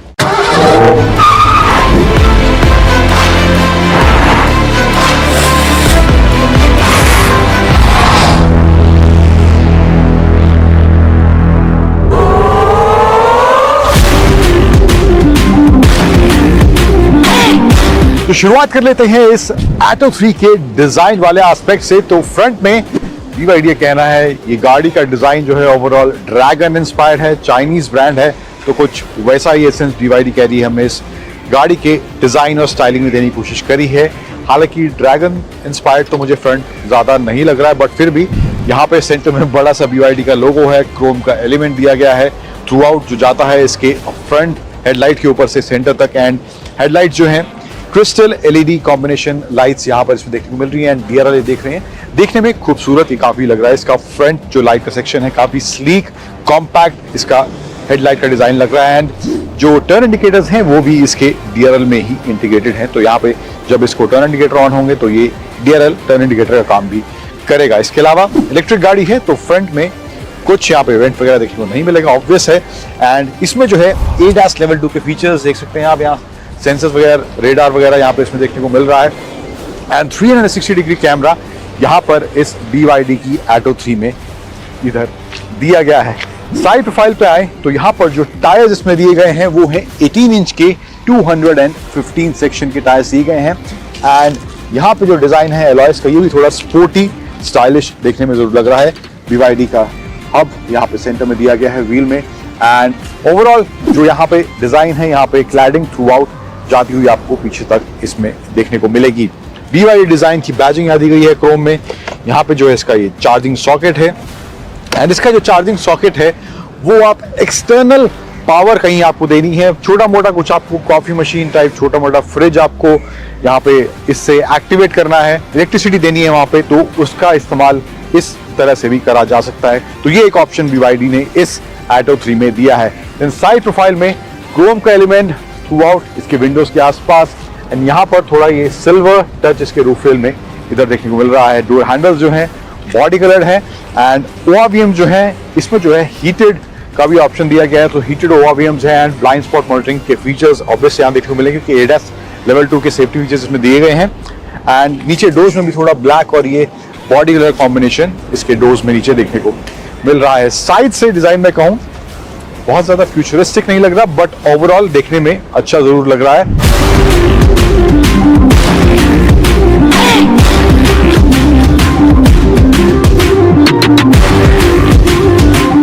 इसके अलावा रियर में आए तो रियर में यहाँ पे थोड़ा स्पॉइलर वाला फील दिया गया है इधर। एंड पियानो ब्लैक और ये बॉडी कलर ब्लू के कॉम्बिनेशन में अच्छा सेक्शन, जो interesting section in terms of design मुझे लगता है वो है इसका ये टेल लाइट का डिजाइन। जो ये स्ट्रिप जा रही है इसकी टेल लाइट की जोड़ती है। अब अमूमन ऑलमोस्ट सभी गाड़ियों में ये डिजाइन एलिमेंट हमें देखने को मिल रहा है, बट यहाँ पे इस BYD के Atto 3 में भी ये अच्छा देखने में रियर प्रोफाइल फ्रंट प्रोफाइल के मुकाबले मुझे ज्यादा बेहतर देखने में जरूर लग रहा है। क्रोम का एलिमेंट भी थोड़ा है। एंड BYD की फुल फॉर्म अगर आपको नहीं पता है, in case made it mandatory for flyers coming in from China, Singapore, Hong Kong, Korea, Thailand and Japan to test negative for RT-PCR before flying. Uttar Pradesh Chief Minister Yogi Adityanath reviewed COVID-19 situation in the state at a high-level meeting with officials, said that the situation in the state is normal amidst rising cases in various countries. Supreme Court has stayed Allahabad High Court's order convicting former UP MLA Mukhtar Ansari for threatening jailer SK Awasthi and pointing a pistol at him. Bombay High Court has dismissed discharge application filed by Lieutenant Colonel Purohit in Malegaon blast case. Ambedkar statue near Ponneri in Tiruvallur district has been vandalized by unknown miscreants. Villagers immediately alerted the police. 2 people have been detained. A live bomb was found near Punjab Chief Minister Bhagwant Man's house in Chandigarh. A bomb disposal squad was immediately dispatched to the spot. Manila Airport in Philippines erupted in chaos as power outage disrupted travel of thousands on New Year's. Total of 282 flights were either delayed, cancelled or diverted. Indian Coast Guard have been carrying out extensive anti-narcotics exercises along the maritime boundary with Pakistan. These exercises are mainly to curb trafficking of drugs like heroin. Hyderabad police have put TPCC chief Revant Reddy and several other Congress leaders under house arrest after their call for protest demanding budget released for Gram Panchayats to be utilized by Sarpanchs. Prime Minister Narendra Modi will be virtually inaugurating the 108th Indian Science Congress tomorrow. The event is being hosted by RTMNU at its Amravati Road campus.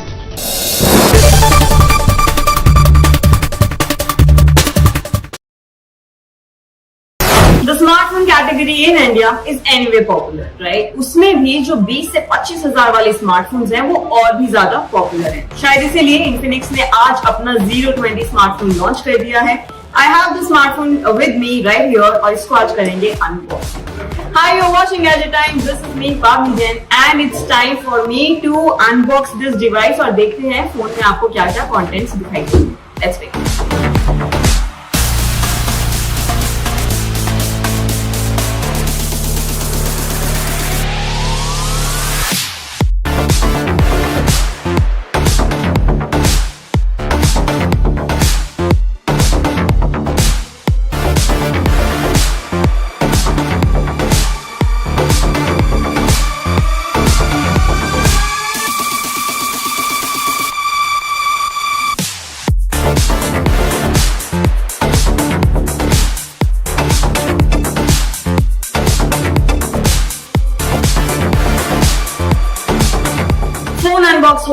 जैसे कि आपने देखा यहाँ पर sticker उतारते हुए मैंने ऐसे थोड़ा सा गंद मचा दी। यहाँ पे स्टिकर ऑलरेडी दिखाई दे रहा है, बट इसको क्लीन करेंगे बाद में। अभी बात करेंगे स्मार्टफोन के बारे में। थोड़ा सा मुझे विड्थ इसका ज्यादा लग रहा है, वो यूज करने के बाद पता चलेगा कि ये कितना कंफर्टेबल है। Other than that you get 3 cameras at the back. इसको आपको मिलेगा स्क्वायरिश कैमरा मॉड्यूल के अंदर। The main camera is 108 megapixel और यही इसका यूएसपी है। सिर्फ बैक कैमरास की बात नहीं है बॉस, आपको फ्रंट कैमरा भी बहुत ही धांसू दिखाई दे रहा है। At least on the spec sheet use करने पे पता चलेगा कि कितना अच्छा है या नहीं अच्छा है। फ्रंट कैमरा जो इसका है वो आपको मिलता है 60 मेगापिक्सल का फ्रंट शूटर। आपको इसमें दिखाई देगा full HD plus AMOLED panel. Bezels थोड़े से मुझे मोटे दिखाई दे रहे हैं, टॉप और बॉटम वाला specially. Side bezels are still slim. What keeps this smartphone alive is Helio G99 chipset. Battery की बात करें तो इसमें आपको मिलता है 45 वॉट का फास्ट चार्जिंग सिस्टम।